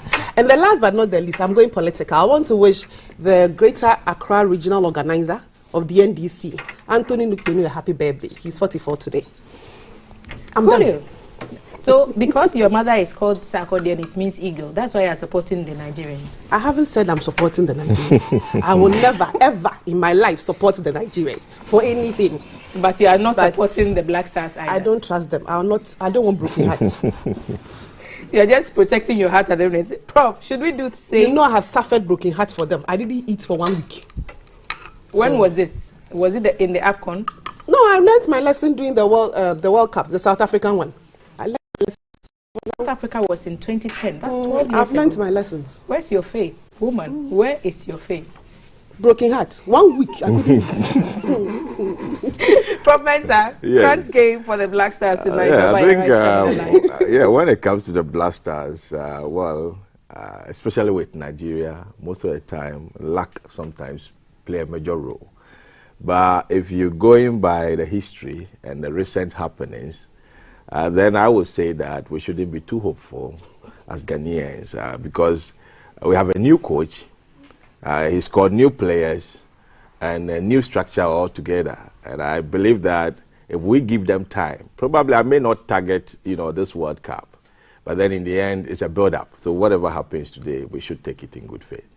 Hadja, this World Cup, are we there in person or we are doing World Cup? Electronic? Are we there in person or via technology? You see, we advocated for Milo to go. Not just Milo, add the rest. No, you see, you should have waited for me to finish.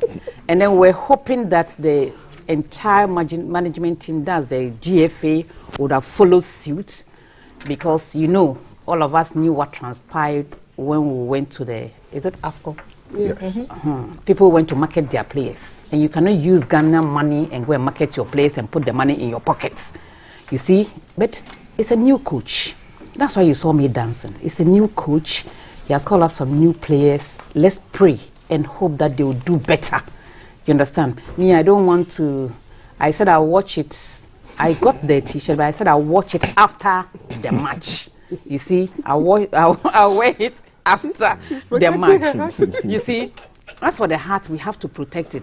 At my age, I don't want any shock, A little shock would set my grief. I don't want to go now. No, we don't want Since my children are still young and in school, you see, I want to enjoy the fruit of my labor. But as for Ghana Black Star, I just hope and pray that we don't take Kuruama. That is my prayer. So it's a faith thing for all 3 of you. I'm listening to you and I'm hearing such caution and I'm hearing cautious optimism from Prof. Mensah. Sure. And I'm hearing I'm protecting my heart from Ellen. But you see, Helen should know that the atmosphere is very. You can smell some nices and all. It's a package for the Black Star. That's why I'm being very careful, because I don't want the jollof to miss me. You don't want the jollof to pass you. Okay, so I'll give you 1 spoon of the quarter for Lord and maybe half. Well, because we are nice. We wish the Black Star well. You know, football is a passion of the nation. It brings us together. Yesterday I listened to one of the NDC. I really like the way he spoke, that he's praying and hoping that the Black Star wins, because this is not political. It brings Ghanaians together. This is when we don't see CPP, NDC, MPP, whatever. We see Ghana. You see? So I want us to unite today and support the Ghanaian team. I've heard people say that we need this win at this time. My heart jumped when I saw the Nigerian players disembarking. You see, in fact, when they were you saw them disembarking, I said, is that the players who are coming to? Because you can see energy. And they are fine. We are praying. Someone missed that. Today is Friday. We are going. Our imams in the mosque, chief imam today, please pray for the Black Star, because we want unity in this country. We'll forget the politics when we win. For 1 week, we won't talk politics. Allow me, Mali. Sure. We won't talk politics. It's normally as soon as come on. I'm tempted to believe that depending on the margins with which hopefully the Black Stars carry the day, we'll be making other computations for the return leg in Abuja. And we say that, okay, so if the Black Stars if we win 2-1 here, and we go there to win or to draw 1-1, then we qualify. Or if we all those arithmetic, we don't want. You know, we don't feel intimidated by any crowd. If the Nigerians think that they will marshal their support in Abuja, Abuja is just like a second town to us, so we'll manage. But the boys have said that they are ready and up to the task. I've listened to some of the players, and Thomas Partey in particular, and they're saying that they know that they broke the nation's heart in the AFCON, and they appear to be ready to make amends with this. Would that be the way to go, Prof? Yeah, well, it's good to give assurance, and for me, with the confidence that they're going into the game with. And for every game, confidence is, the start, and it's supposed to be the winner of the day. You know, you cannot take the happenings before the game for granted. Nigeria, I'm not a soccer fan to follow all the statistics and all those, but I can tell you that in the past, I think Nigeria has been on top. And if you look at the FIFA rankings as we speak now, Nigeria is on top of Ghana. You go by those numbers, clearly you will see that fine, Ghana is going into the game as underdogs. But like I said, when it comes to Nigeria and Ghana, sometimes surprises comes in. And I know very well that today will be a day that those surprises can pull up again. I mean, very well. Since Ellen has opted to sit this one out, perhaps we would get to the main topic of our discussion today. Yesterday, Finance Minister laid out a potpourri of measures from the government side to help ramp up activities within Ghana's economy and to put us on a better footing. The Daily Graphic and other papers have captured the portions of that address, and so all the papers have carried the story. I'm just going to pick a few from some of them. The Daily Graphics, the government has adopted a raft of measures to cut expenditure and save the economy about 3.5 billion Ghana cedis for the rest of the year, and the measures include an additional 10% cut in discretionary spending, mostly on goods and services of all ministries, departments and agencies, MDAs, a 50% cut in fuel coupon allocations for all political appointees and heads of government institutions, including state-owned enterprises, SOEs, from April 1 this year, and a moratorium on all foreign travels except pre-approved critical statutory travels. 10% cut on discretionary spending, 20%, which was announced earlier in the year by the minister, bringing the total expenditure cut in discretionary expenditure for MDAs to 30%. And of course, Finance Minister Ken Ofori-Atta unveiled these interventions at a press conference in Accra, and also announced measures to mitigate fuel prices, improve domestic revenue, mobilization, and a host of other stories. Stories starting from the front page of the graphic and through page 3. Ghanaian Times also carrying similar story. I'll start with you, Prof. As an expert, you also lecture as well. You understand these issues perhaps a bit better than someone who may not have a strong financial inclination. Do you think that we are on course with the government plan now to cut expenses, even take off some of the cost of fuel, and giving assurances will be safe, and everything that the minister said yesterday? Would you say that we are spot on? Well, I would say yes, we are spot on, because he is sitting up by the numbers and he knows where to cut and what to get. But I hold different view on some of the indicators, which he's talking about 3.5 billion savings on expenditure that are, in control of the management. If you take the total expenditure of our budget, clearly, I always split it into two. This is not my first time doing that. We have discretionary, and then we have non-discretionary. The ones that management have control, and the ones that management have no control over. If I should break down, the expenditure side of the budget, clearly you will see that the 2022 budget we tend to spend 137 billion and over. And compensation, which is salaries and all those, these are untouchables. And normally, even if you increase it, the quantum of, percentage that you may want to add on going into the next year, which last time we indicated that government is going to add 7% across board to all workers' salary. So that one is deterministic. Let me put it that way. It's well determined. Then we have what we call interest payment. For that one too, if you know your coupons that you're supposed to pay, and then you know very well principals that are maturing within the year, you are sure. So you can easily determine that. These are things that you don't have control over as government. If you afford, that would be a disaster.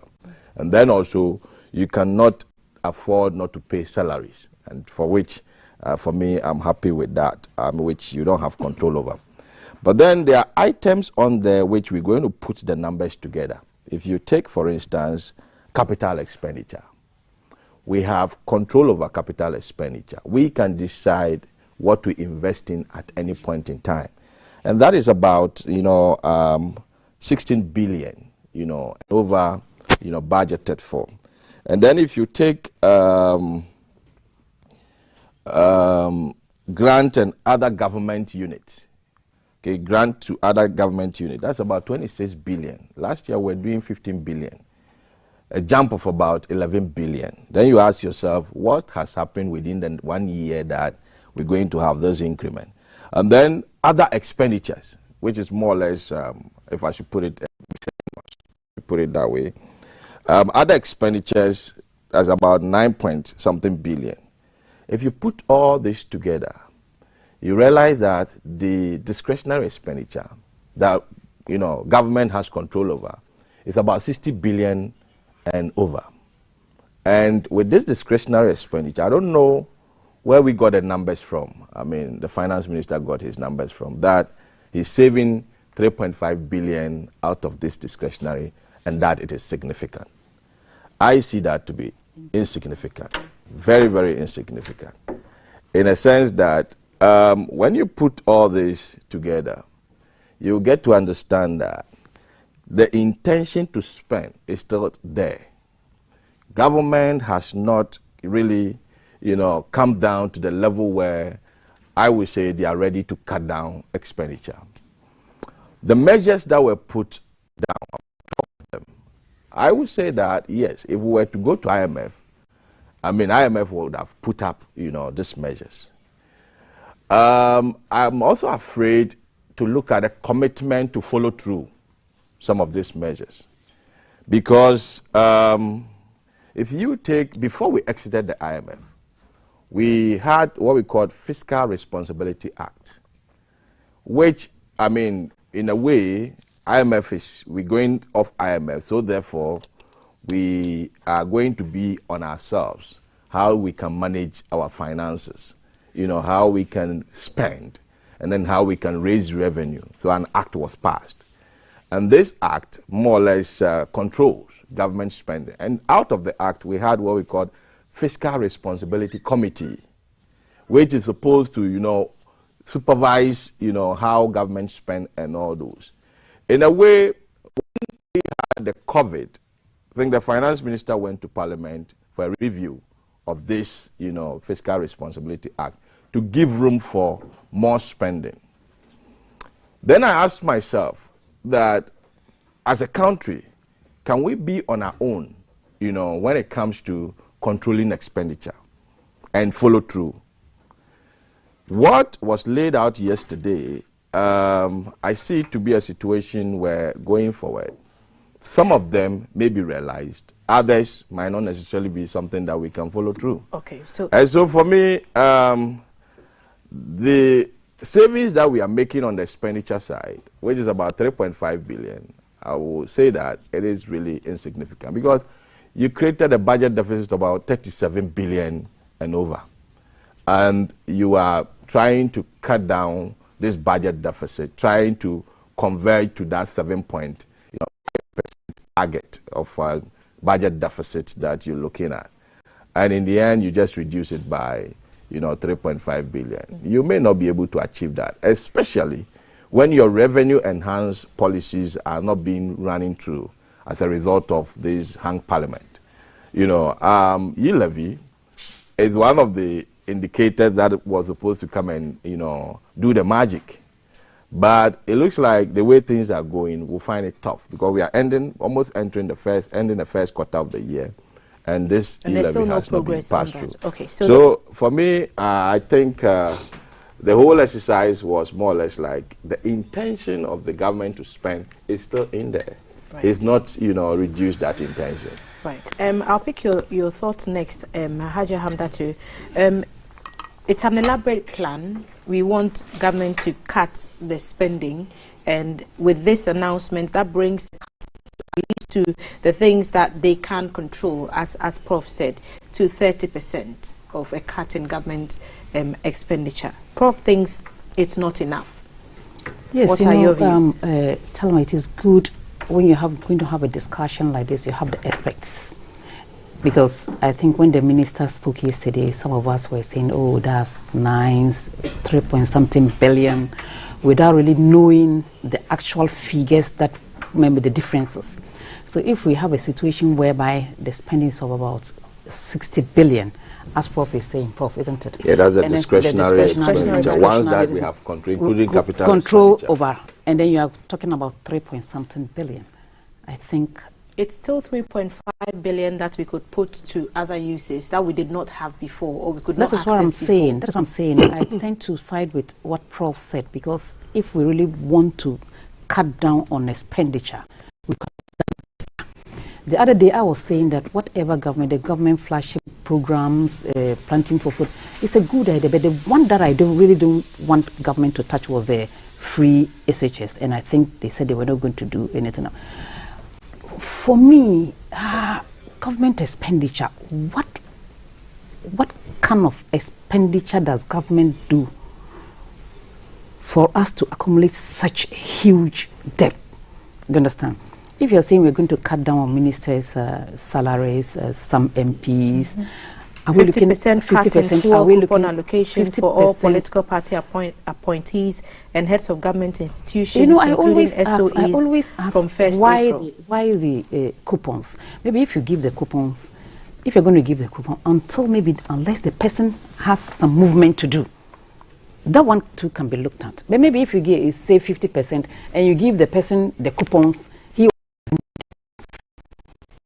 if I go, maybe the person will give it to me. I'm being honest. You see, so if we want to really cut down on expenditure, we have to look at the nitty-gritty of the whole thing, because whether we like it or not, the economy is facing some challenges that need certain things to be sacrificed. Because Telma, it's a bit scary. We don't want to go to IMF, and I'm not of the view that we should go to IMF. But what can we do internally? This particular government promised us that he's going to shift from taxation to production. Have we achieved that? Because if we have a country that is dependent on imports more than even export, we should expect this to happen. But we cannot also ignore the fact that the government is working, fortunately or unfortunately, in a world or in a reflection of a world global economy that has been hit by COVID, and they've made the point many times. Of course. And now with the invasion of Ukraine by Russia and its intended effect on you see, as for this Russia thing, I said it on another TV, and I'm going to say it again. But can we ignore those because we are a continent who are dependent on other people. That is why what has brought us this problem. What stops Africans from trading among ourselves? What stops us? Why should we buy fertilizer from Russia? We cannot have our organic fertilizer. I spoke to somebody, he was telling me that the farmers are not interested in organic fertilizer. Meanwhile, government is heavily subsidizing the fertilizer for the farmers. So government can say, if you are not going to use the organic, then I cannot subsidize. That one to cut down on costs. We have to be realistic. We have to own our economy. Other people are doing it. Why can't Africa? Why can't Ghana? You understand? We are mining salt.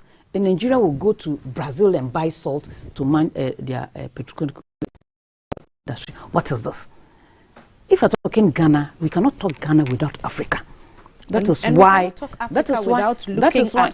You see, because we are the global. Let me tell you, France and other countries without Africa, they are nothing. Check the statistics, Prof. You are there. Without Africa, a country like France cannot survive. So why is it that France can achieve something in Africa if not Ghana? I beg to differ. As an Nkrumahist, I believe in the white black man capable of managing his or her own business.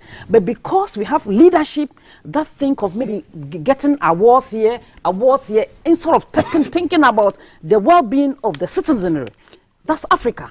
We're not thinking about that way. Let's manage our economy well. Let's trade amongst ourselves. Let's not go to sign conventions that will not be beneficiary to our people. Simple. I'll pick Ellen's thoughts now. We are looking at all these announcements made by the Finance Minister. Of course, Prof is saying it's inadequate, echoing what the minority said after that delivery there to say it's just not enough. What are your initial thoughts, Ellen? Well, good morning once again. Good morning to all our viewers. Good morning, Prof. Good morning, Hajia. Good morning. And since I am also running for a national position of the party, I'm running for National Women's Organizer, I'll take the opportunity and say good morning to all the NPP possible delegates for the Women's Organizer position. And also politically wish what I call my political backbone, the NPP loyal ladies. We are 6 years and we are celebrating in Kumasi with the Black Stars from today till Sunday. We saw you in Cape Coast for SIT match. Yes, and we are celebrating 6 years of active female in Ghana politics. Young women who have been on the forefront of the NPP, campaigning for the NPP, doing everything possible to make sure that we win power and maintain power. So congratulations to all loyal ladies all over Ghana. And we are about 30,000 and more. So congratulations to them. And in these elections, we are showing up. Now to the economy. The economy. The first statement I would like to make is that I am the figures, as Prof has explained, gives a backdrop to what we are doing. And if, like Prof and the minority are saying, it is not enough, then we have to take a decision, and I think the Finance Minister did that, on what exactly are we prepared to sacrifice. And so if you remember, in his initial statements, he made a categorical statement. The President is not prepared to sacrifice any of his flagship programs led by the Free SHS. And I believe the Free SHS and all those flagship programs falls under the second, the discretionary, it falls under it. So it is a decision by government that we will not touch those programs because it affects our people directly. So we'll have to find a way, and we are finding the way of managing our deficits, because if any one of these programs are touched by cutting their budget, which is their lifeline, I can't imagine if we take away free SHS, how we are going to explain to our citizens, our population, and to those students who are also coming up, who are also Ghanaian children, who also deserve education. What I believe and I'm advocating for is that perhaps we can look at the wastage in the system, where things pass. You know, we are all in this country when you remember some students were fighting with their matrons over food that was being taken away from. Those are the little things that we can look at. But to make such huge cuts, the government has made it obvious that it will not do it. Then you look at the ones that the government can comfortably touch, and that is ask itself or the leaders of the government, that is the president or the presidency and chief executives or state-owned leaders or state-owned enterprises, government appointees. And that one, the president can ask them to cut their salaries, cut their fuel allocations, cut all the things that they have to cut, because the president has direct control over them. And for me, as much as I agree with the cuts, I can tell everybody that it's also going to affect a lot of ordinary Ghanaians, because this, especially when you come to the fuel matters, a lot of people I've seen it on social media, but why are they even giving fuel in the first place? The fuel coupons are given to them to facilitate their work. It is not for personal personal activities. So you are not supposed to use your fuel coupons to go for your funerals.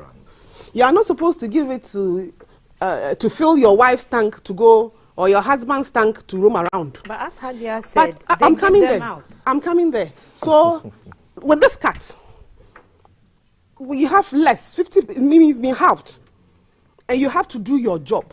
A lot of them are going to be very careful on how they dole it out, because with the current fuel prices, if you're going to be sharing, then you are in trouble. You can't do your job. That is the first one. Then the second one is the salary cuts. I do feel a bit sorry for my colleagues and friends and brothers and sisters who are government appointees, because I know the pressure that goes on them. Pressure from the party folks, pressure from constituency folks, because let's remember that most of them, they may not be MPs, but they are party people in their constituencies, and people also go to them. And people also make promises which cause people to have expectations. I am not talking about no CEO goes to make any promise, because they do not campaign for their positions. They are appointed. But when you are appointed, the people in your constituency know that you are the CEO or you are the chief executive of so and so. So those who know you and can come from you, they will come. So all these people are going to be affected. So we have to looking at the financial side and the pure numbers. I think we should also look at the social side of it. And most of these things we take it like that, it's part of life. But it is our social settings, our social behaviors that translates into our spending. The MPs are now also, from the past 3 days, you can see what's happening in Parliament. We will not take pay cuts. Oh, we are prepared to consider. So the majority is saying they are prepared to consider pay cuts. The minority is saying, lie, we won't agree. Why are they not agreeing? Because I would not, yes, I want to be political, but I will not be too political by saying that they are insensitive. They also see what is happening in Ghana, and they know the stress we are all going through, even though I come to the E-levy matter later. But they are not prepared to take pay cuts, because should they take it, how are they going to take care of their constituents? And one MP said it's not enough as it is. But then I also consider taking it, because we are all feeling the pinch.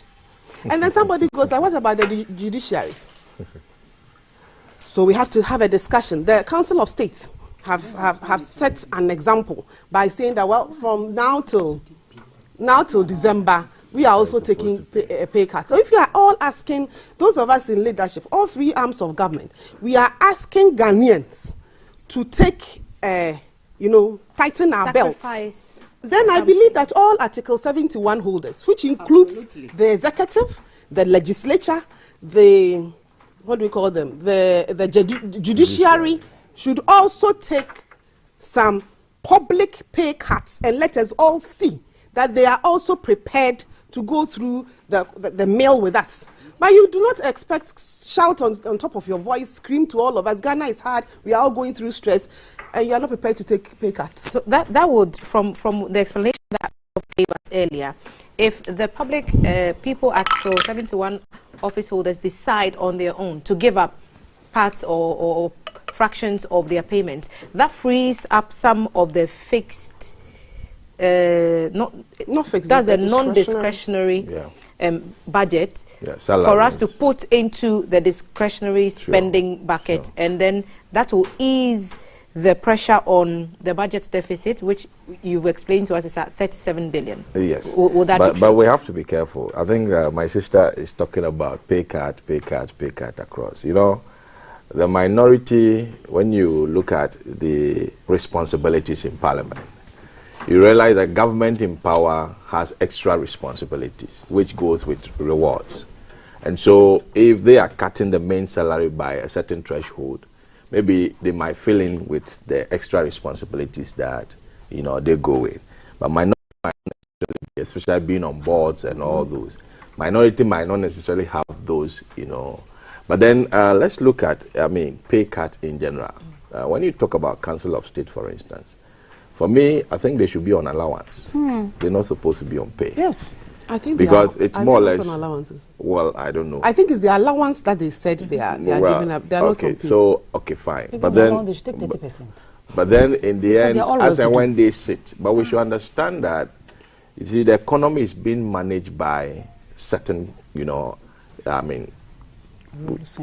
part of the Ghanaian populace. So normally when there is hard times like this, you target the management first. And so effectively, even at the corporate level, that's what they do. They look at management, and management should, take, pay cut. And which, for me, I'm happy. The administration is showing, that kind of signal that they are prepared to cut. But sometimes you make your pay up to a certain level where it would demoralize, people from working. So in as much as we've been calling for pay cut, we should be careful we don't reduce it to a level where people will say, okay, fine, after all, I'm not doing the job again, or I'm doing again. That is key, but in the end, we need that as well. We are analyzing, a quick one. Yes, we want to pick some. See, yes, concerning the pay cuts or maybe salary adjustment or decreasing, if you look at the Article 71 holders, especially, Prof, if you can correct me, the ex-gratia, how can people be taking ex-gratia after every 4 years? That one should be looked at. You see, nobody is talking about it because they are all benefiting from it. If we really want to manage this economy well, we should be fair to the Ghanaian people. Teachers are not taking, he's a lecturer, he's not taking ex-gratia after every 4 years. But meanwhile, parliamentarians are taking ex-gratia every 4 years. And they will even sit and discuss about the increment. It's like scratch my back, and I also scratch my between the executive and the legislature. We have to look at it very well. Well, and the judiciary, because whatever they decide, it affects all of them. Yes, even though the judiciary usually are not part of the discussion. Let's look at but it still affects them. Let's look at other countries. Look at other countries. Why is it that Africans, we pamper our politicians too much? We pamper our politicians, whether we like it or not. We pamper them. You go to UK, you go to US, you be with a politician or minister in a train, you even know that is them. Why is it that we will go for loans, use it to pamper our people? We want to pick your thoughts on what we've discussed so far.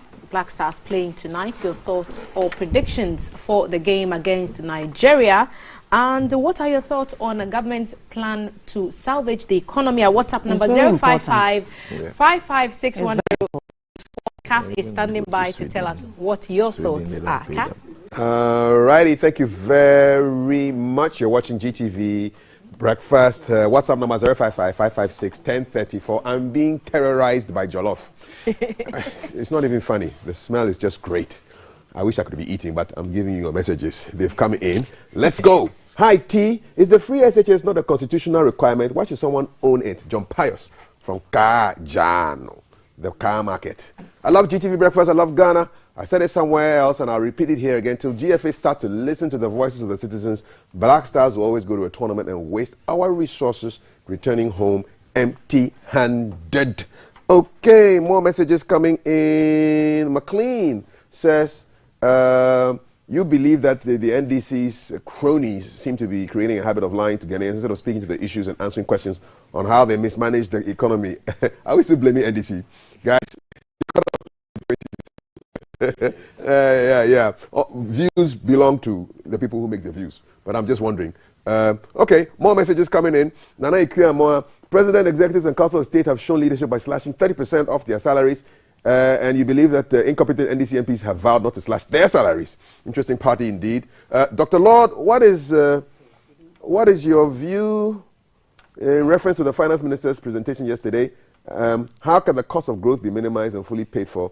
Don't quite understand the question, but hey, I'm not an economics guru. Maybe Prof. Lord Meta, you help us. From Alaji Dauda, Medina Estate. Good morning, GTV. I do not know what's wrong with the MPP. They don't want to go to the IMF, and they don't want to go to NDC. Then how are you going to restore the economy? The talk is too much. Maybe they may go to CPP, because if Haja has her way, they should. Going over a breakfast show, I want to talk a bit about the Black Stars. There's no teamwork within the squad, because every tournament that we participate in, we always see new faces who will just come for a few weeks to face the particular tournament. How do you get a good result with this? Not even one single consecutive time have we maintained the same team before. It's a bit like Manchester United, and you can see how we are suffering. Our country is financially sick. All we could do is take needless decisions without thinking about the ordinary citizen. The question is, how did we get here? Since when did we realize we are over-borrowing? How can God give us gold for development and we are here poorly managing it, dreaming to die and walk on gold in heaven? Molly says, I'm really enjoying your show. Until Africa sees the need to trade within themselves, we will continue to struggle while others enjoy. I don't understand why Nigeria imports salt while Ghana is sitting on salt. Hadia, somebody thinking along your lines. So, good morning, Thelma. Please, I want to ask your panelists, does any government official or worker need to earn more than 30,000 cedis monthly, excluding allowance, considering our cost and standard of living in this country? Maazi Odogu Putin from Kofodia. Okay. Government should scrap free SHS, make TVET free. Even if we run into trouble in its funding, we know we are giving people jobs indirectly to ease the pressure on the government. I am for TVET, says one of our viewers. Good morning. I wish to add my voice to your discussion, Victor Sam. Finance Minister's presentation, he said cut. And he didn't cut the most important one, petrol. You should come back and cut the petrol price. 15 pesos. I'm sure he sees that one as a snip, not a cut. TTV Breakfast. Government should sell all the V8s. Each V8 costs about 7 billion. Our politicians, the V8, you're looking like 100,000 minimum specs. Nothing fancy. Yeah. So no, but it's the MPs are given loans to buy the V8s. Not the MPs. Ministers drive V8s. They pay. Just 200. And then we have some predictions here. They say Ghana will score one goal project. El Nino. Ghana will score. I hope they score the right net, because you can score one and lose. You know, your own goals. One goal project. Good morning, breakfast show. Council of State is on allowance, so measures taken by the government through the minister are in the right direction. It's a good start, please. Kwabena Kumasi. Trisha, good morning. We live in an era now that we have no choice but for the survival of the fittest. Lord help us all. Calf, I thought you'd be wearing shorts today. We want to see your legs. Trisha, they missed the other days. I showed nipples there. What are legs? Good effort by government so far. But let's do more. First of all, industrial drive 1D1F must be sustained. This should ultimately address job matters, our forex issues with the revenue boost. They are talking big economics here. No, it's small. We hear the minority happy MPs are not happy with the pay cuts. Is it true? More messages. The pay cuts for others, but yes. not for them. Black Stars 3, Nigeria 1 from OKG. coming in. Why not? Okay, more messages. Good morning, good work done. Majority MPs are right for not accepting pay cut because they told the government to be careful. I think it's minority. Second, my mother is very good sense, cancelling ex gratia. Yeah, so somebody is saying, yes, we should cancel ex gratia. One of you said it, and they are happy. Savior from Ashaiman. Ghana will always give us optical illusion results. Black Stars team needs a long term to be worked on. Remember, I love Mother Ghana, not Nigeria, and I love to see Black Stars win. I hear bats coming. Yes, but they're always bats. Yes. So keep them coming in 055-556-1034. I just hope Ghana will win today, but if I, for one person, won't watch the match because I don't want to die of heart attack. Okay. You have people in your corner. Yeah, watch. So I'll be coming up pretty shortly, and I'll be you talking. Have a conversation I'll be on talking rekindling sports. the love. Rekindling the love. So yes, I have a former sports minister. Guess who he is, and we've got a lawyer / sports journalist. Guess who she is? They are my guests coming up pretty soon. And GTV is covering these games right from 2 p.m. today. You will see the flyer on your screen pretty soon. We are not just covering the Ghana game. We're covering the World Cup qualifiers, all right? World Cup qualifiers, African teams. So you just keep tuned to GTV right from that's the schedule there for you. So you can see at 2 p.m. we have got DR Congo and Morocco. Versus Morocco. And then at 5 p.m. we have Cameroon versus Algeria. That's a hot one. And then 5 p.m. same time we have Mali versus Tunisia, also hot. 7 p.m. It's Jollof versus Jollof. Ghana versus Nigeria, 7 p.m. And then at 10:30, Charlie, we are watching football the whole day. We don't go sleep. Egypt versus Senegal. Mali, it's just so sad that either Mane or Salah will not end up in the World Cup because that's just a crazy. And that's like a revenge game. My messages. There's a sports conversation when I come back next time. So Thelma, over to you. I'm loving your kente beads and jersey. It's still Ghana month. On trainers. It's still Ghana month. Charlie. That's why the Black Stars have no excuse. No, you are too funky. Yes. You are too funky. Charlie. Thank you so much. My t-shirt after 9 o'clock. Haja, what is in your t-shirt? You know, as for supporting Black Stars, my Ghana community will say, "Awo, J Wayson, we're Ghana." Whether they score or they score, but we will score them. We will score them. We will very, very, very score them. You have to make Pearl and Pelvis's birthday even better. You know, GBC's favorite twins. Give them a perfect birthday present by winning this game against Nigeria. More messages coming in. I just want to pick a few that have been brought to my attention right now. But we've heard what you've said about the predictions, and I'll just pick more thoughts. But we just want to focus on this topic very shortly, and then perhaps in the next segment we'll have more of your comments on the Black Stars and all the things that the predictions and the emotions that will go through as we watch the game tonight live on GTV Sports Plus. So among the things that the finance minister offered yesterday at that press conference, and I'm referring to this one captured in the Times, a complete moratorium on the purchase of imported vehicles for the rest of the year. And the finance minister said this would affect all new orders, especially four-wheel vehicles. Prof, do you think this would help? Yeah, I mean, it will help. And even if it will not help, the signals globally now is to avoid those big cars for the purpose of emissions and apart from the economic aspect. Emissions and all those. We are now limiting people's choices if we put something like this on a large scale. So if somebody has their money and they decide that I want to import this, let me tell you one thing. You may have your money, but then the money must operate in a certain space or global space. Like you were pointing to Hajia, that Ghana does not stand alone. There's a global connection to Ghana. So whatever is happening out there has a tendency of spilling over to us. And effectively, we need to understand that globally, monies are flowing to countries that have that kind of tendency to save the environment. We all know if you are using a bigger capacity car, your emission is huge. And so if we continue to buy those cars, I can tell you that very soon the world will see us to be enemy of the you know, the globe. The other side of the argument, and by so doing, we might not necessarily attract the necessary funds. That and again, I'll pick your there's also this opportunity for the local manufacturers to also step up, because if the imports are not going to be as many as they should, then for those who can afford, think the deputy finance minister minister mentions that the lady, but it makes sense in a way. If you have, especially now that our exchange rate, you know, we cannot control it easily because of the pressures, you know, from the global pressure and then the internal pressure as well. You know, we used to have that kind of Eurobond inflows most of the time when we go to the market, but this time we are not getting that. So the government himself will be in need of dollar within Ghana. We don't print dollar. So whatever buffer that is there, government should be, you know, tapping into it to satisfy, you know, the dollar obligations. But, you know, it's good signal that we are not importing, so that the new, you know, car, you know, manufacturers that have come to the environment, we can engage them. And engaging them will be in the local currency. In a way, I mean, we'll build up into the cities of our, you know, the forex that we've been struggling with. I'll pick your thoughts on the moratorium on cars.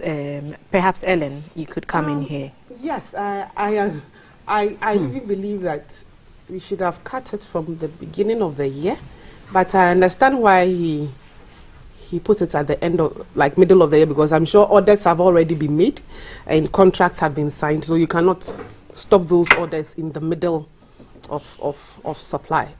But going forward, those who are arguing that we are limiting their choice of cars that they want to buy, let me ask, when you bring that car into Ghana and that car is gobbling fuel, there are some of the cars, you do one vroom, 1 gallon is gone. You might have your money to buy the fuel, but you've forgotten that you're also putting pressure on the whole system. The fact that you have money and you can still does not mean that you should then take the fuel away from the person who doesn't have it. Some of these cars guzzle so much. You wonder why anybody would want to have whether it's for status, whether, as I said, it is your money. But your money is using all of us, our fuel. And so the government has a right to put a stop to it. And every government also looks forward for the country. As Prof said, globally, we are even moving from petrol and diesel to electric cars. So some are even developing cars that can use water. But we are in an energy situation that is not at optimum level. I agree. Even if you propagate for electric cars, how are we going to power them up with the current situation? I am not saying that. What I'm saying that the world is moving on. New developments are coming. Water, electricity, sunlight. People are all those inventions are coming. So why would you want to invest so much of your money into these cars that in the next 10, 15, 20 years? But I think but is a ban for everybody or only for government? I think it's for government. People are comfortable going on the forward drive, which normally, of course, if the bigger the car, the more the capacity. You know, that's how it goes. Because our roads are not good. We need to understand this. But then, you know, the moment you go off-road, you have to go into bumpies. You know, sometimes we complain about exchange rate. Sorry, I'm not cutting you. No problem. We complain about exchange rate. We complain about things that are affecting this economy. It all depends on the kind of investment we do with our money. I always say that if government should be bold enough to do our roads very well, I mean, it will go a long way to save our exchange rate. It will go a long way to improve lives. It's going to improve businesses. Where lands are located, they are going to appreciate in price. There are serious economic benefit that comes with having good roads. Exactly why perhaps so if you is give making me the e-levy argument to say parts of this will help us improve our road network across the country. That is a very good. Is that fair? It is a very good initiative. But let's put it this way. You see, government came up with the e-levy. I understand that is where the economic activities are going now. The minority insists yesterday, Minority Leader Harun Idrisu reiterated, he said the e-levy will not be accepted in any manner or form. He said that again yesterday. Let's accepting 1%. Let's go this way. You see, it might be the threshold it might be the threshold that minority is rejecting. But let's also understand that the economy has moved onto the e-platform, where a lot of businesses are ongoing. So government cannot afford to leave that space without taxing it. We understand. Government cannot afford. Because a time will come that the classical kind of doing business will come down. So if government continues to focus on those classical, the traditional, we might not rake in the necessary revenue that we need. But the threshold that we put in it, that is where the problem is. Are you able to clarify whether the moratorium on vehicles is for only government appointees or for the general public? It's for government, not appointees, government, state-owned agencies. So these are private people that can still government. import. Yes, yeah, can. I think. Vehicles. Okay, I just needed to get that. And I remember they said, but they can use the made in Ghana once. So if you want a truck that can move on the rough roads, Kantanka is producing some, Nissan is here, Toyota is here. You can go there and go and get some. But we are not going to bring some from outside when we are here. That is within the government machinery. No. Within the government machine, if it is necessary that they have to get those ones, they'll get it from the ones made in Ghana. Okay, can we relate this to the travel and the impositions on travel? The finance minister is saying only crucial things would travels would be, permitted when necessary. Would government appointees? Yes, everybody. Yes. Yeah, you see, I think that's another way out. You see, I watched a Nigerian clip when the governor was asking if he travel economy, where we sit. What was the name of that one? Where we sit. Yeah. Economy. He won't reach his destination or what? You understand? But you have a situation whereby if government officials are going, they travel first class, business class, which is 3 times the economic class. I mean, when it comes to the money involved. So for me, if we are talking about cutting, and if any government official wants to be in the first class or business class, he or she should top up. That's all. So the standard should be an economy ticket. That is it. And then if you want more, you put that your own money up for because we are in a dire situation. So we must sacrifice. But government is saying we should tighten our belts, isn't it? So we cannot tighten and then they will loosen their belts. So I think His Excellency Nana Addo Dankwa Akufo-Addo, represented by his Minister of Finance, Uncle Ken, I think they should walk their talk and they should give us facts and figures that this minister was traveling on a maybe government, and this is a ticket provided, but he or she has been able to top up. Let's show leadership by example and people will trust us. I think, you see, when we had a COVID, when at a point where countries were being rewarded for going virtual meetings, yes, I think as a country we never took advantage of it. Okay. These travel restrictions by appointees should have come earlier, at the heat of the COVID. Yes, at the heat of the COVID. And then at the point where we were exiting, building up gradually. During the COVID, human nature, innovation brought about, the Zoom, brought about Microsoft Teams, and so things that you can easily communicate, carry the same message through, without necessarily being on a plane. But we never took advantage of it. Let me also chip in this. You see, we look at a situation where, you want to have certain meeting in Ghana. I've had that experience, a consultancy. And the same version of or training was happening somewhere in Americas. But a typical Ghanaian knows very well that when he goes there, he'll get $1 per diem. Instead of sitting here and then doing the training, they prefer going outside. So if we have come up as a result of this, what is happening in the country, we are going to hold on to this, then I believe that it should transcend down to all the state institutions, all public institutions, not necessarily the government machinery.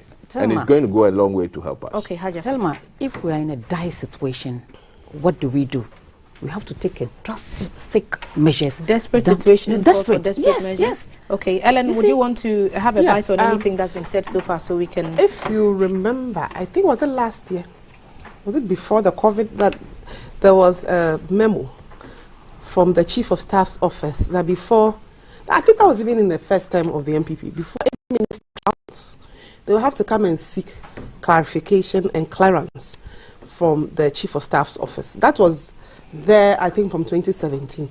Then during the COVID, it was upgraded to you cannot go anywhere. Of course, nobody was even prepared to go anywhere because of the stress that was going on, and we didn't know what was happening in the world. So if it was critical that you attended that meeting, a lot of people also used the Zoom and all the other things available. But then when COVID started going down and then the restrictions started going down, then we have started seeing the huge delegations traveling again. And by what the finance minister said, it's not just that you are going to even cut down on your tickets. You are not going anywhere unless it is extremely important. And even with that, you'd have to seek clearance from the Chief of Staff because that memo still stands.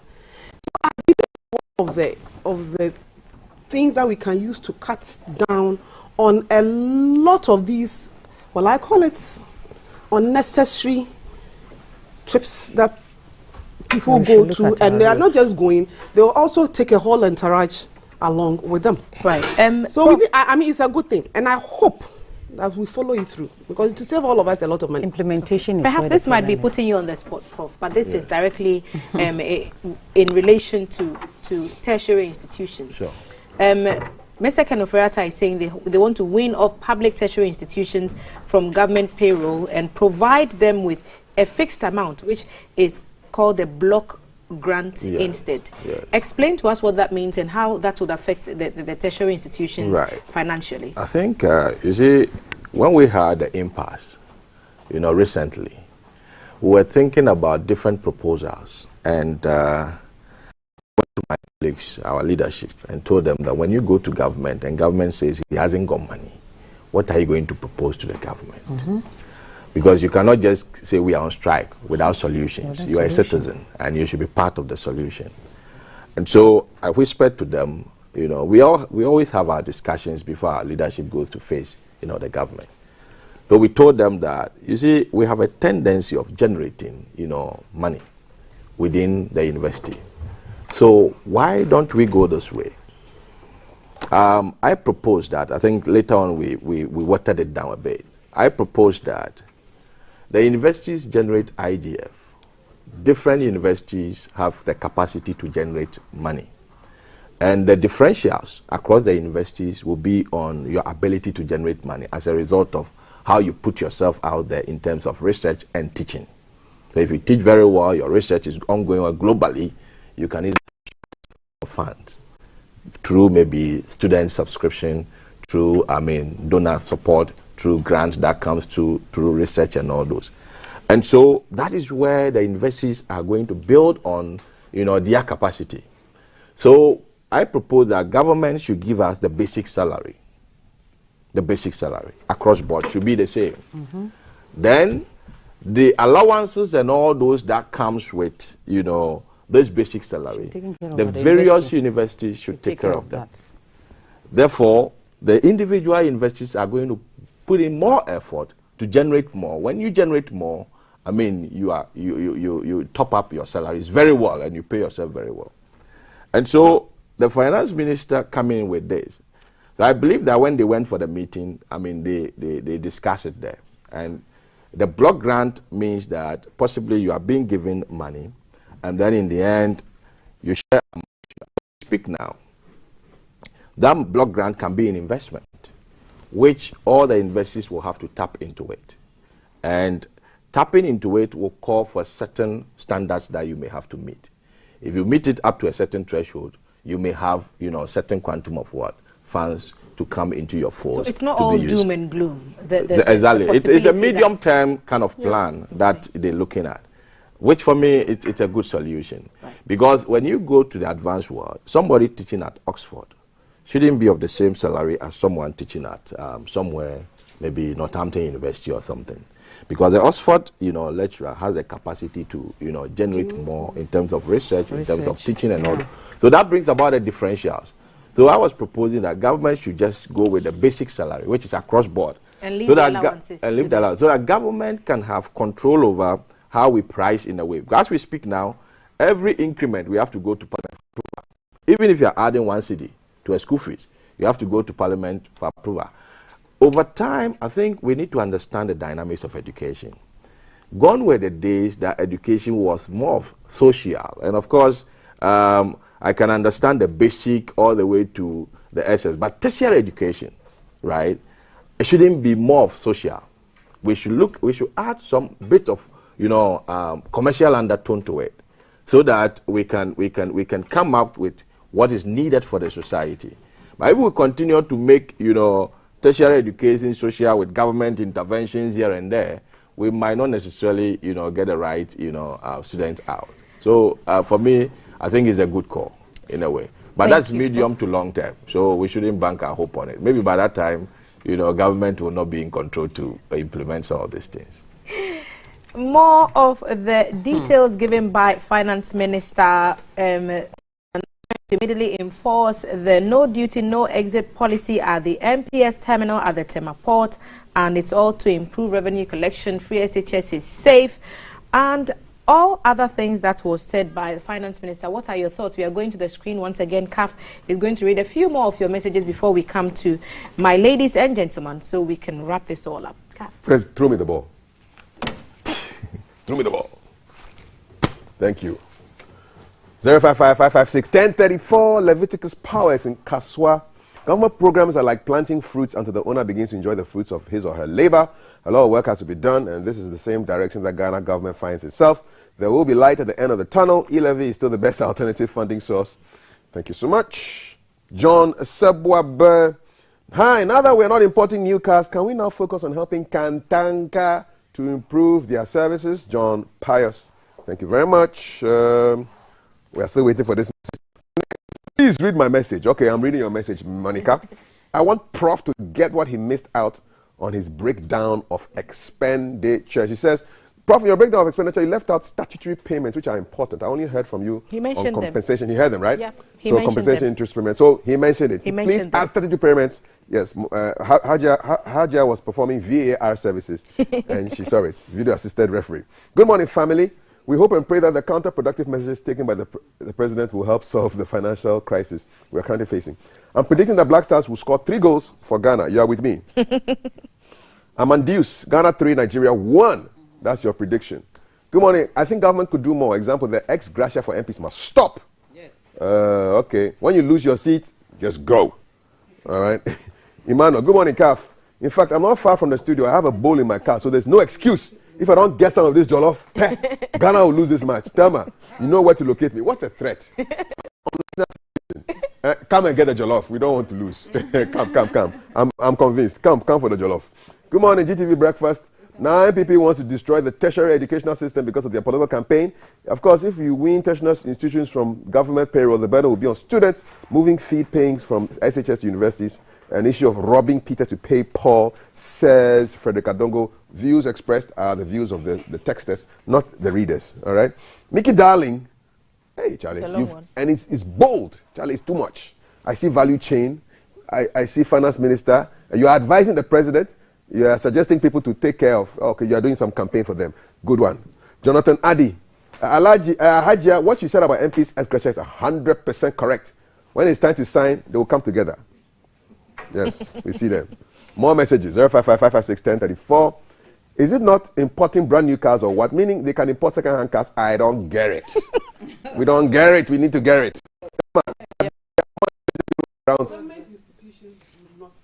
They don't do first cars. No. But they want us to be importing second-hand clothes and things. Let's do our rules and give them salon cars. Hajia is warming up. No. We should just do our rules and give them saloon cars, you see, because you don't expect somebody to alight in Tamale Airport, driving from Tamale to Bolga. The road is terrible. So, in fact, you can expect a minister or an MP to drive a saloon car there. We can give some, maybe some exceptions to some regions. Okay. In the western region, where you go, there are some places you cannot go. More with messages. asylum car. Interesting suggestions coming from our panel on the cars. Good morning, my cherished station. I support the scrapping of ex-gratia for continuing MPs. It should be given when it's exiting Parliament. Our Parliament is now seen as get rich quick, so you do see people with noble professions such as medical doctors leaving it to take up politics. In Singapore, there was no ex-gratia. They had it before, and they stopped it. They paid you salary. It was, when you left, you left. Oh, what torture from Jollof. Torture. Kafi, good morning. Our roads are very bad. Hashtag fix the roads. Fix the roads. Good morning, Kafi Day. Oh, you've called me like my teacher when I'm in trouble. Please, I've followed you on Twitter, as you said. You will follow anyone back. I need to follow. Okay, I'll follow you back. Don't worry. Chisha, I will jubilate only when Black Star wins, but for now, I'm keeping my heart safe from breaking. Yo, thank you very much. Couple more. Please, this idea of using IGF to pay allowance, will it not put more pressure on students? Because I think school fees will go up. Thanks. Says Molly. I think I'm done with my messages. I saw some green somewhere. Okay, a couple of greens here. Let's go. Nana Kuamwa, he always writes long ones. Okay, leadership from the President, Council of State, 50%. You are happy. And wow, I'm surprised that some are saying the 3.5 billion CD savings are not enough. Imagine what these savings can do. Remember, too much cut at a time can halt government activities and functions. Just criticism, Emmanuel Kweku Asiedo. Remember, I'm coming up pretty soon. Conversation with Eva Ocheri and Mr. Ni Lante Vanderpoy. We're talking Black Star. What are your predictions? Let's have them. 055561034. Over to Thelma. Okay, I thought you were going to go and have a peep into the jollof bowl, but it looks like you don't want to go there. We can smell it all the way across the studio. And so, what's happening? Is it ready? Are we getting this in 5 minutes? I want to be a tasting officer. Can I taste something? Tasting officer, fast. I'm in a hurry. I don't even know what to take. Can I use a teaspoon? Thelma. I have a meeting at 9. All right. One is enough. Thank you. All right, over to you, Thelma. Wrap up. Okay, Kat. Thank you. I envy Kat so much. Right? He's not my favorite person at the minute. But we will have to wrap this up very quickly. And our final thoughts. We know that the free SHS is safe. There's a 15 pesos promise of a reduction in fuel prices. Surely those little bits of good news in these announcements make it hopeful, and they make it all sound good in the ears of Ghanaians that at least we are getting some of the things that we asked for, a reduction in fuel prices especially. I'll pick everyone's thoughts before we wrap. So I'll give it to Ellen first, and then I'll work my way towards me. Well, any little drop in the ocean is important, because I think the 15 pesos is on a liter. Yeah. And so you have to add it to get a gallon. And anything that takes off from the current prices, I'm 100% at it. But then my problem is, how are we going to manage it if the Ukraine and these people misbehave? For now, I think the prices are stable. We are expecting that in the next window, the prices might drop further. Might.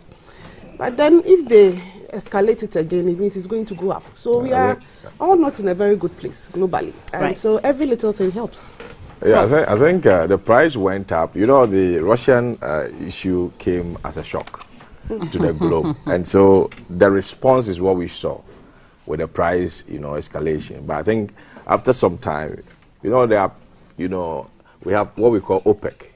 They have come together to increase supply, to offset what we are losing from Russia. So effectively, that is more or less going to keep the price coming down in a way. Because when prices goes up, it's not only Ghana that suffers. America is everywhere. Everybody, suffers. But then in the end, if you look at the margin that we're going to have as a reduction on per liter, I don't know how the driver unions are going to respond.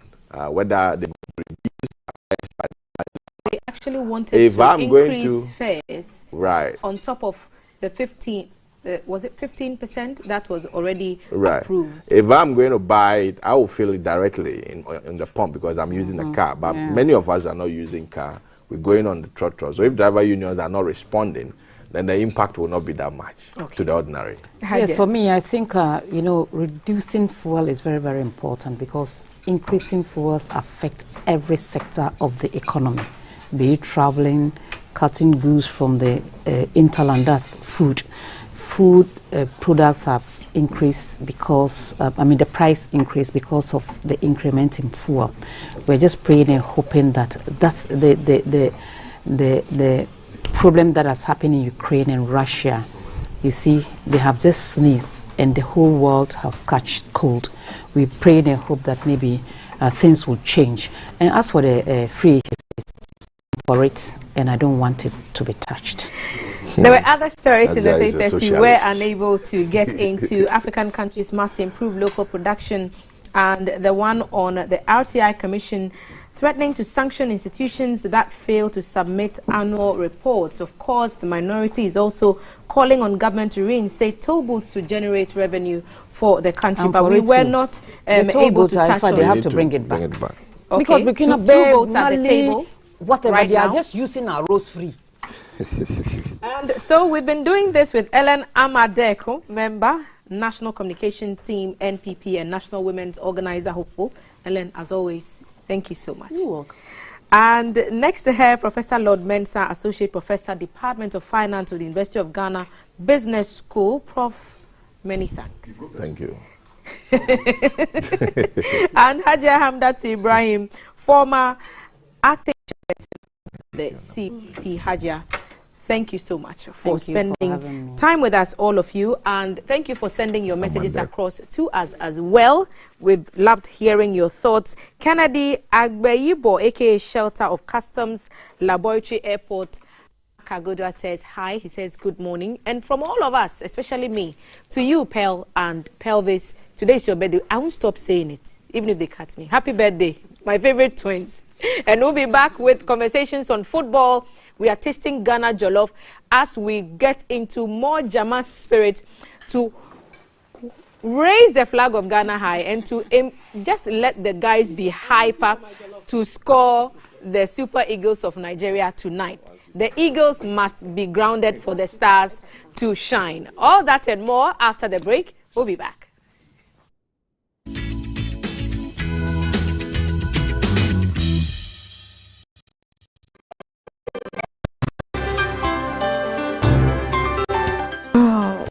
Today he has been extra sweet, and the way he looks at me. I have done everything by the book. It's on. Hey, but I have to get some condoms, Charlie.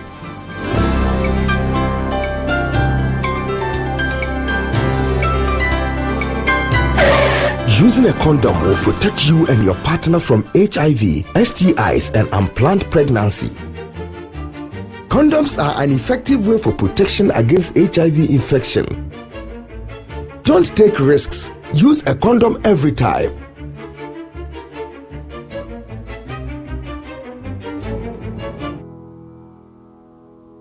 Always come prepared.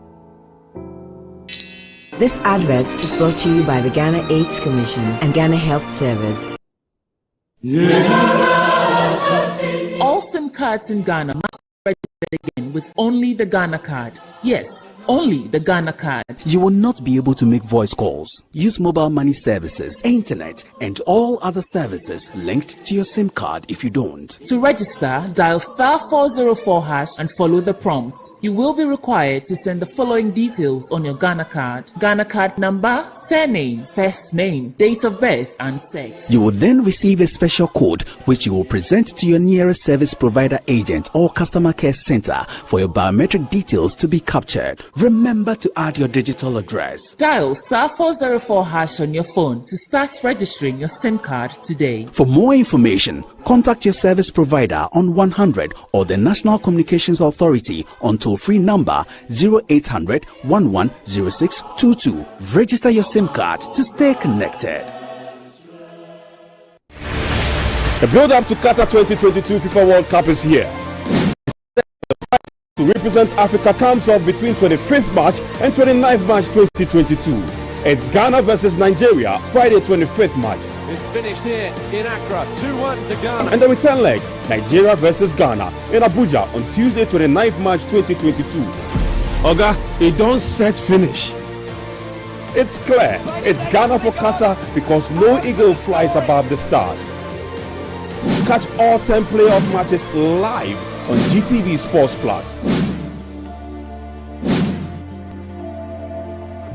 Remember, no eagle flies above the stars. It's Ghana for Glory only on GTV Sports Plus. Qatar, here we come.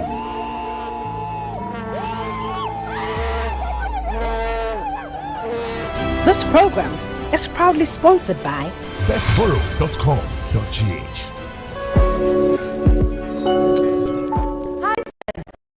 Everyday prices for everyday people. In the first 2 years, your baby will experience amazing growth in so many ways. To fuel it, they need the right nutrition. With Cerelac, 1 bowl of goodness a day provides wholesomeness of carefully selected grains, the Iron Plus, which helps support brain development, and the yummy taste baby loves, assuring you the right nutrition in 1 bowl. Cerelac, it's all good, Mom. This advert is FDA approved.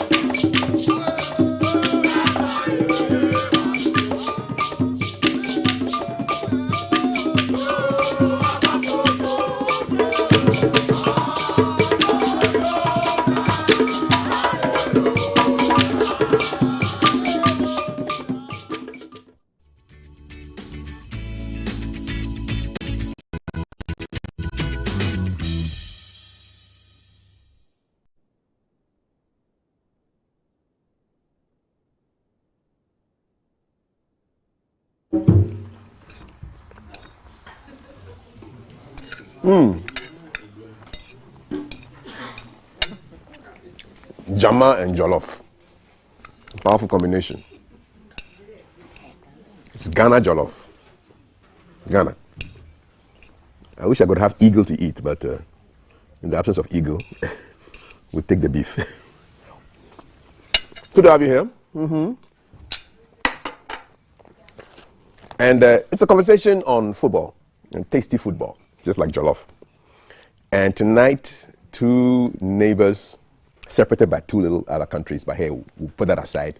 Lock horns in Kumasi at the Babaya Sports Stadium for the first leg of a qualifier that will for this year's World Cup. Can we do it? What do you think of the squad, the venue, our form as Black Stars? To help me with the conversation, I'll start ladies first. She's a lawyer and a sports journalist, and her name is Eva Ochu. Eva, good to have you here. Good to be here. Yes, and happy Heritage Month, since we're celebrating Ghana Heritage this month. Thank you. Indeed. And she's, on her left, is a former commentator, a former sports minister, and currently the Member of Parliament for the constituency with the most musical name amongst all the 275. Odododio. He's the MP. It's the Nilante Van der Poel. Good to have you here. Thank you. What does it mean? What does Odododio mean? What does it mean? It's a battle cry. Ah. Yeah. Okay. Nice. That used to be the battle cry of our people during the times of our settlement, and we had to mobilize ourselves against the supposed enemies of the time. Okay. Yeah. And then people respond. Yes, OIA. Ah, OIA. Okay, great. I learned something new. Hopefully, this will be the battle cry that the Black Stars will use to get onto the pitch and face Nigeria. How are you feeling? I'll start with that question. How are you feeling today as we have just about hours to get to the game at 7 p.m. tonight? Well, thank you very much. And let me take the opportunity to say good morning to our viewers and to all Ghanaians today. It's a Friday, and let me be frank with you, the weather doesn't look good for me. Mm-hmm. If it were Accra Suffolk which is playing, with this weather, I'll be a bit more confident. Mm-hmm. Because Suffolk, when the weather is dull, and then the rainbow appears, then the spirits are lifted. But when it is a Black Stars, then I expect a bit more sunny day. But let me be frank with you, from my technical point of view and my objective opinion, I am a bit scared of the outcome of the match. I'm not scared because Nigeria is superior to us. I'm scared because we've not had enough preparation for this match. Technically, I think that 3 days of preparation is not just enough for us to be able to play this match. So on the technical side, you're not confident? I'm not confident because, you see, if we're even having the same team that played in the Cup of Nations and did not do too well, I would say there is some bit of uniformity. There's some bit of knowledge. There's some bit of knowing one another. But we just had another infusion of 8 new faces into the team. The 8 new faces are just going to be in the dressing room for the first time with their colleagues. They've never met before, they've never played together before. Mm-hmm. What sort of understanding, for example, I would want to see happen between Afena Jan and maybe Jordan Ayew? They haven't played together before. They don't know each other. This is the first time that young man is wearing a Ghanaian jersey. This is the first time he's joining his colleagues. He doesn't know their way of life. He doesn't know their way of behavior on the field. He can't understand their gestures. He doesn't know. The cohesion will be affected. Teamwork will be affected. So technically, I'm a bit uncomfortable. But then you see, Ghana and Nigeria matches have defied technical knowledge. It has defied form guide. It has defied players. Ghana and Nigeria matches have basically been the team that has more determination, the team that has more verve, the team that is more angrier than the other. That is what I've seen. I'm judging this coming from the background that one of the days when we were not ready as a national team, because we had our own problems, Jones Atukefio, late, assembled just Accra as a folk team to play against Nigeria. But that was an Accra as a folk team that had been together for 4 years. Okay. That is one team that I have seen in this country that know themselves more than any other team. That team. They understand each other, and on the field, they had coined a language that was unfamiliar to other opponents. They understand Jones' gestures. He throws his hand, and they know what he's talking about. He whistles, they know what he's talking about. He frowns, they understand him. So your argument is that we don't have this kind of gelling in this current team? No. Because of the new people who have come in and the lack of time to prepare? Even those who seem to be old you don't have were just brought in during the Cup of Nations. Okay. And you see, teamwork is very, very important. We saw it yesterday in the European playoffs. I was just arguing with Eva when we were at the lunch. North Macedonia and Italy. It showed. The North Macedonians are a young team. They've been together for at least for the past 4 years. And with their determination, they knocked out. They surprised everybody yesterday. Okay.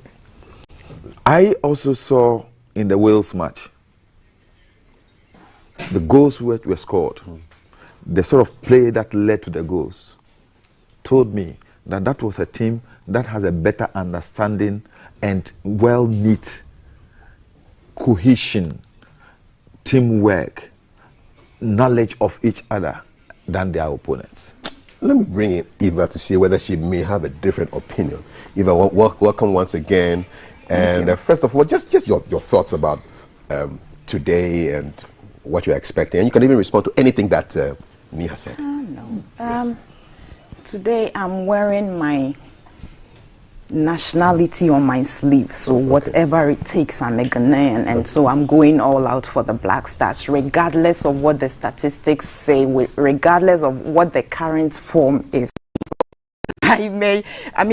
Undoubtedly football is a team sport, so the cohesion, the team spirit, the team effort is necessary, and so where there is even the slightest hint that that is missing, you've got to worry a bit.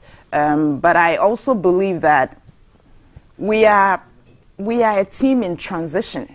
You can't take anything away from that fact. I mean, we have departed from the Asamoah era. So we are building a new team. You don't have Wakasu in there. You don't have Asamoah in there. Unfortunately, we do not have Andre Ayew in there because he would have been the bridge between the old and the new, and that bodes for a better transition. But my confidence is in the fact that there is so much at stake here. And I mean, unless these crop of footballers that we have donning the national jerseys are not alive to this, and I would be very surprised and utterly disappointed, because for any footballer in the world, it doesn't get any better than playing at the World Cup, and that is what is at stake. Qualification, beating Nigeria over these 2 legs means you are playing at the World Cup. What better motivation do you need? And you have the privilege of playing at a time like this. I think that alone should be enough motivation for these new players who are coming in. Honorable spoke about Afenejan. If he's given the chance, my word, a lot of people have had the opportunity to see him perform for Roma on a weekly basis. And what better chance for him to excel at national level? I mean, let's not forget it. I mean, donning the national colors is the pride of every footballer. There are times where they have they are in a bit of a dilemma, having to choose between their club careers and serving their nation. on national assignments and all of that. But ultimately, every footballer would love the opportunity to play for his or her national team. And these group of players that we have had to assemble have that opportunity starting today. And I mean, I think that the loudest statement they can make for themselves as footballers, for their careers and for the nation, is to beat Nigeria over both legs, or whatever it is, to qualify to the World Cup. That's the ultimate for me. Ultimate. Yes. So that's how I am approaching this. They are coming in at a time, and it's become necessary. We are all going into this with the disappointment of the 2021 AFCON still lingering. And so I sense there's a lot of skepticism, even cynicism, and it's disturbing for me, the cynicism. I don't mind when people are skeptical because we genuinely have issues. We genuinely have technical concerns. We've had a change of management of the team. The technical team has changed completely. And so there's been a lot of overhaul concerning this Black Stars. It's not the same team that we even knew at the beginning of the year. And I think that is what Honorable spoke about. But I'm saying that, hey, we have to make do with what we have. We saw a problem and there was the need for the change.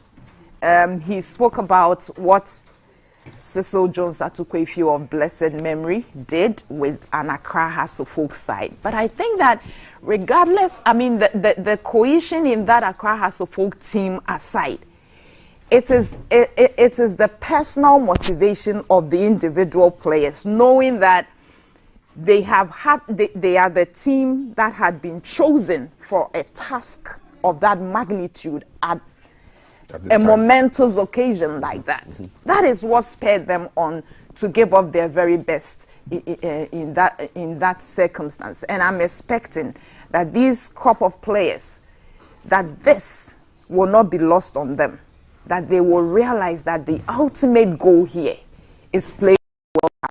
Any footballer, that is your ultimate dream. I'm sure they can look back and realize how a player like the maestro himself, Abedi Pele, never got the opportunity to play at the World Cup. I'm sure that if Abedi sits and recounts or looks back on his career, that is one opportunity that he would always rue. I mean, because it completes it for him, as great a footballer as he was, and a legend that he is for Ghana. So for me, I think that the players should be self-motivated enough, considering the magnitude of the occasion, to live up to expectation and deliver on the day. And Ghana-Nigeria is what we are talking about here. That's what we're talking about. The rivalry continues. The Jollof rivalry continues. The Burna Boy Shatawale rivalry continues. I mean, there's a lot at stake for us. Ghana-Nigeria. Dynamics are always different when you're talking about a Ghana-Nigeria encounter. Clearly from their performance at the last AFCON, and even looking at their individual players, it is fair to say that they have a better team, and I've heard some of their players brag and dish it out to us and all of that. But I'm saying that on the day, as Honorable said, is the team that is hungrier. It's a team that is hungrier for success, for me, that will deliver on the day. Beautiful opening statements from my guests, Eva Ochery and Nilante van der Poy. We are now going to Kumasi. Yeah, and we're going to be speaking with our man on the ground, Emmanuel Edu Jemfi, to give us a feel of what's going down in Osei-Krom. Emmanuel, good morning, and what's the feeling like in Kumasi before the game today?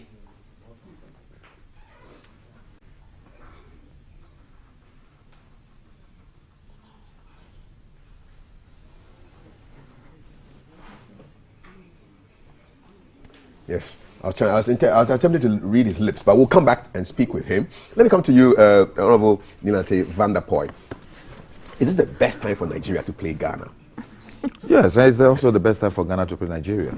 So it works both ways. ways. Yes, you see, just as Eva said, all the factors Eva talked about also plays for Nigeria at the same time.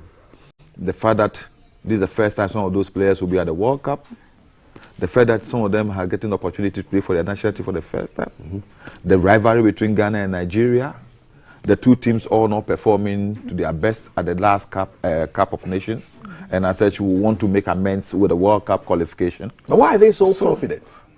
No, the Nigerians are confident because, just as Eva said, individually, let's be frank with ourselves, some of their players are playing better than our players in the various leagues around the world. I would say that I want to take it technically and say one. If you take the team as we have today, with the exception of our defense, where I would say the recent performances of Jiku and Amate especially is better than the ones I've seen of the Nigerian players, one playing in Scotland, the other playing in the Dutch league, when I compare. But when it comes to their midfield, where we have a problem, I just hope that the injury on Kamal Dean had not really affected him much, and he and Kudus possibly will find their, then it will help. Because our midfield, hitherto, our strength had been in our midfield. When you talk about Ajman Bedus, you talk about Suleiman Taris, you talk about Kojo Samuels and the rest. But today, our midfield is not, and just like I said, if Dede was playing, you know, he has the ability of even falling to the midfield to assist the midfield, and his aura sometimes motivates the team. He will be absent. Who is going to fill his shoes? Partey definitely should be the leader of the team. Is he going to be the captain? Yes, definitely. Okay. I want to see, but you see, Partey is not that person. Hasn't got a charisma. He's not a motivator. He hasn't got the charisma of the day. I can tell you. But do all I will have charismatic? loved the captain's band to be on somebody like Amate's arm than Partey. You see a much more leadership quality in Amate than Partey. But actually the deputy captain of the team. Let me find out why Eva thinks otherwise. No, I mean, Kaf, I believe in star power. I believe in star power. That's, I mean, an American mentality. I go for it all day long. And that's why I mentioned Andre Ayew. I mean, you can hate him all you like. In our last few matches as a national team, he's been a constant source of goal for the Black Stars. Dede Ayew. Yeah. Regardless of all the criticisms against him.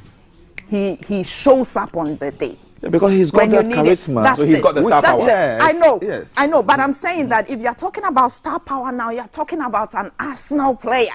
It doesn't get any better than that. But he's our highest profile player. Yeah, so he wears the band. I mean, thankfully, he also comes in with experience. Okay, from Spain. Yes, and consistent performance for Arsenal. He's rich. I agree. I agree perfectly. So you want the star to lead? I agree. He may be the star of our team. Since we are black stars anyway. You see, we've also always had people who drive others. So when the leader is down, when the leader hasn't got that charisma, that energizes the rest. It affects. Let me give you an example. The reason why a lot of people, Manchester United, your team supporters, have argued. My team as well. My team as well. That's a Man U thing. Let's shut The down. reason why we have argued about the captaincy of Maguire is because he hasn't got that star power. He hasn't got it. You understand? As compared to the Roy Keanes, as compared to the former captain, Steve Bruce, Gary Pallister, and the rest, Ryan Giggs and the rest. Somebody who drives others. That's what. So, if you look at the team yesterday, as I was, Gary Bale, he was the best of shape. But anytime he gets the ball, you could see energy. That energy is zooming into the others. We need that today. We need that today. We need that today. We need that today. Can we get? Especially when we are today? playing against Nigeria. I think we do. Nigerians who are bullies. Who is their star? I think we do. You see, Honorable, thankfully, Nigeria are themselves ruined the absence of Wilfred Ndidi in the middle for them. Yeah. I mean, he is the heartbeat of the team in the middle for them. And so that is a good thing for us in the middle of the field. We have a half-fit Kudus in there in the middle. I mean, that's a fantastic player. Any day. Any day. I mean, that's Kudus in there. You have Thomas Partey shepherding the defense. Let's not downplay Partey's. Every captain. Well, that's where I differ. Not every captain must be cast in the mold of an Abedipele or a Dede. We saw Asamoah Gyan. He had his own style of leading. Partey has his own style of leading. Bottom line for me is leading on the pitch. And you do so with your performance because it's leadership by example. And that is why I am confident that it does. I mean, if you look at the profile of our players now, Thomas Partey undoubtedly heads and shoulders shades everybody. He is the best that we have on that pitch. And if we have his best version showing up against Nigeria today, we should be in good shape because we are talking about good ball distribution here, instigating the attack from behind and also providing some cover. So his role in that team is staggering, and he is aware of it, and I believe that he will deliver on the day. And if you have Kudus in there, Charlie, I mean, the middle of the field is where the battle will be lost or won today. All right. Without Ndidi, Nigeria themselves will struggle a bit. It's unfortunate, and I hope that Daniel Tre is able to play. He couldn't train yesterday. And it's a major source of worry because you have a Nigerian team which thrives on wing play. Yeah, we have to cut the supply play out. wide. They play wide. So you also need your speedsters in their top form to be able to cut in there. But I think that Thomas Partey will deliver for us. I'll come to you shortly, Eva and Nilante. We want to go to Kumasi now and let's see whether we can be second time lucky. Emmanuel Edu down, standing by for us to talk to us about the vibe, the feeling in Osekrum. Emmanuel, hi, what's up? If you can hear me, say yes. We have establishing issues. We have issues with connecting to Emmanuel. So we'll just put that for a side. While we clean that line up, we'll get through to you. Your messages on 055-556-1034. Tell us what your feeling is for the game that's happening today. 7 p.m. It's going to be live on GTV across all our channels, radio and television. And talking of how the fans are feeling, our colleague Maltiti stepped into town to go talk to fans about today's game. Let's get a sense of the kind of feeling that she bottled and brought back to us to enjoy.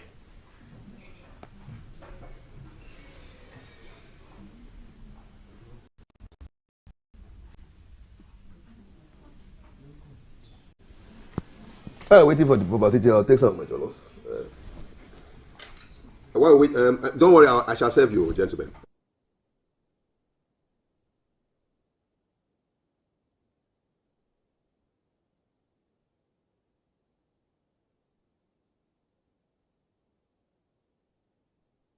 We'll be locking horns with the Black Stars of Ghana at the Baba Yara Sports Stadium in Kumasi this Friday. The last time they met was in 2010 in the AFCON, where it was a 1-0 against Nigeria. And they are meeting Friday at Baba Yara Sports Stadium. Who is going to win the World Cup qualifiers?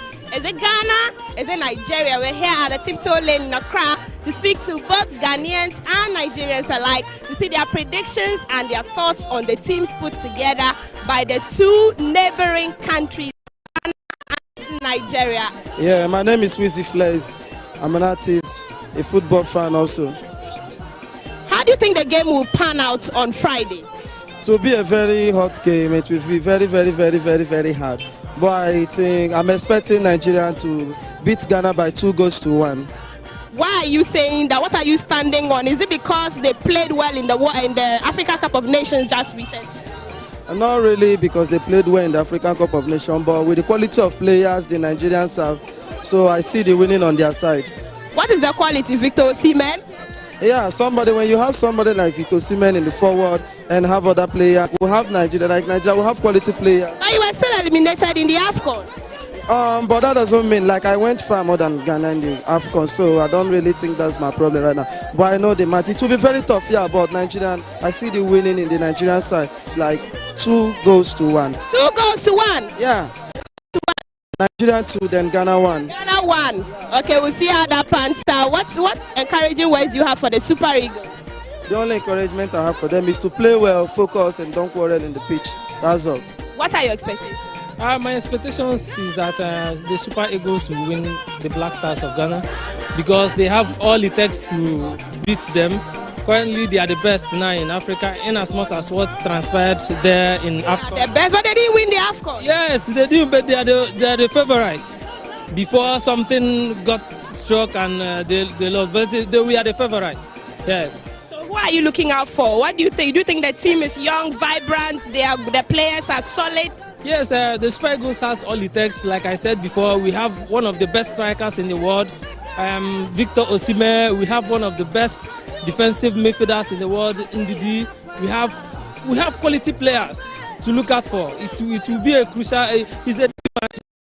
At the end, Nigeria will come out victoriously. What are your predictions? I think it's 3-1. 3-1. 3-1. So you are generous. You are giving Ghana 1 goal, but I believe Nigeria will beat us by 3-1. Yeah, yes, I believe so because Nigeria will win. But at home of Nigeria, Ghana will not score a goal there. It will end 0-0. Right, so Nigeria will beat Ghana in Ghana.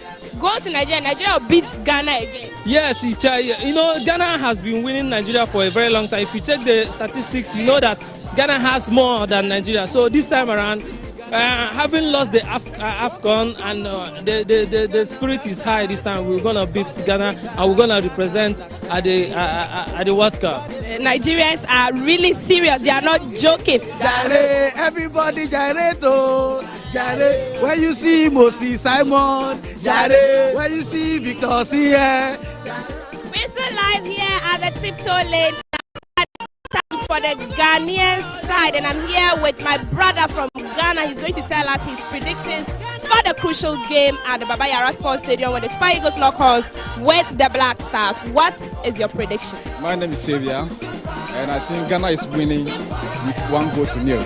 1-0 against the Super Eagles. Why do you say that? Oh, our team is fully prepared to meet the Super Eagles. So we are mentally and socially and physically prepared to meet them. We are going to defeat them in our home. Even after the performance we saw in the AFCON? Oh, that is a game. Anything can happen at any time. But this game is a sure bet. Ghana is winning by 1-0. Who do you think is scoring the game? Dede Ayew, our striker, is not there. We have Felix Afenyajan. We have Joseph Edu. Who are you looking out for that will win this? Actually, I don't have any prediction for that, but I think we will win by 1-0. Any last words of encouragement for the Blacks? Oh, I just want to encourage our team. We are going to win this game and qualify to the World Cup. Qualify to the World Cup? Yes. Ghana Jollof and Nigeria Jollof. Which one is better? I think Ghana will be better. You see, this match, Ghana will lose. Ghanaians now, because looking at the players we have and the players Nigerians have, definitely we will lose.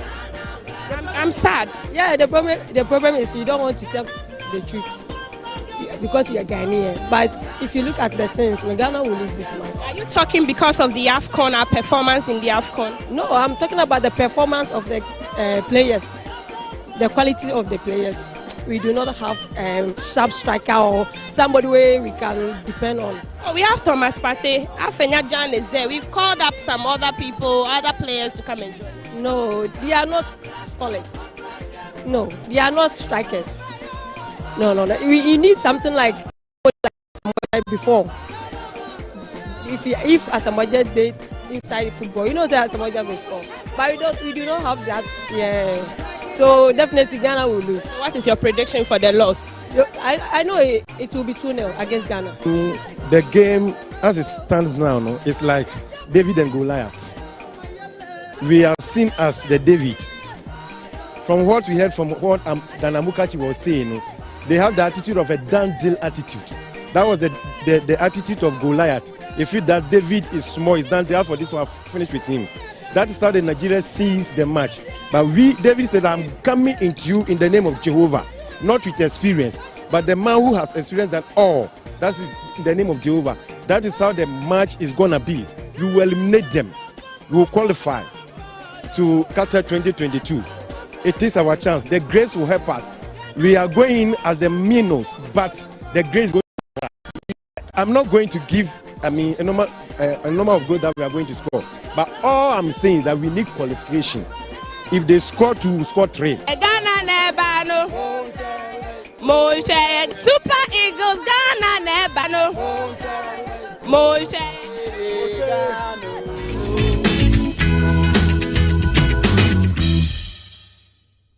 Charlie, Ghana people, you forget him, like, show.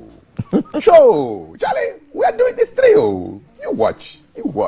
So that was the Maltiti inside Tiptoe Lane, bringing us a feel of exactly what was going down during the week. And today, of course, we're looking forward to the game happening at 7 p.m. today. It's live across all GBC channels. You can't afford to go anywhere else but to watch the game if you're not in Kumasi already. I'm going to see if I can get to Kumasi again. So I'll just hold for a while. What do you make of what you just heard last time? I saw typical Nigerians and typical Ghanaians there. Well, thank God they are not the ones who are playing. You know. But I mean, we were talking about. You asked before going for the story whether the venue matters. Yes, does it matter? And it does. It does. It does. You would realize that in our recent history, Kumasi has become a hub, a haven for the Black Stars, because the players themselves will tell you that they are able to shake off the pressure. They don't feel as much pressure as they do when they play in Kumasi. Well, are the fans cooler? The fans are less critical? The Kumasi fans are more accommodating and more supportive of the team's efforts than what they get playing in the national capital. So they are more so couldn't have been a better choice for a game of this nature. And we're all expecting the Kumasi people, my people, to do us proud. Go to the stadium today, scream your voices hoarse for the Black Stars. It is a do or die affair for Ghana today. We you know, Kaf, when you have been, I think that when you have been to the World Cup before, it should be your life's ambition never to miss out on the World Cup again.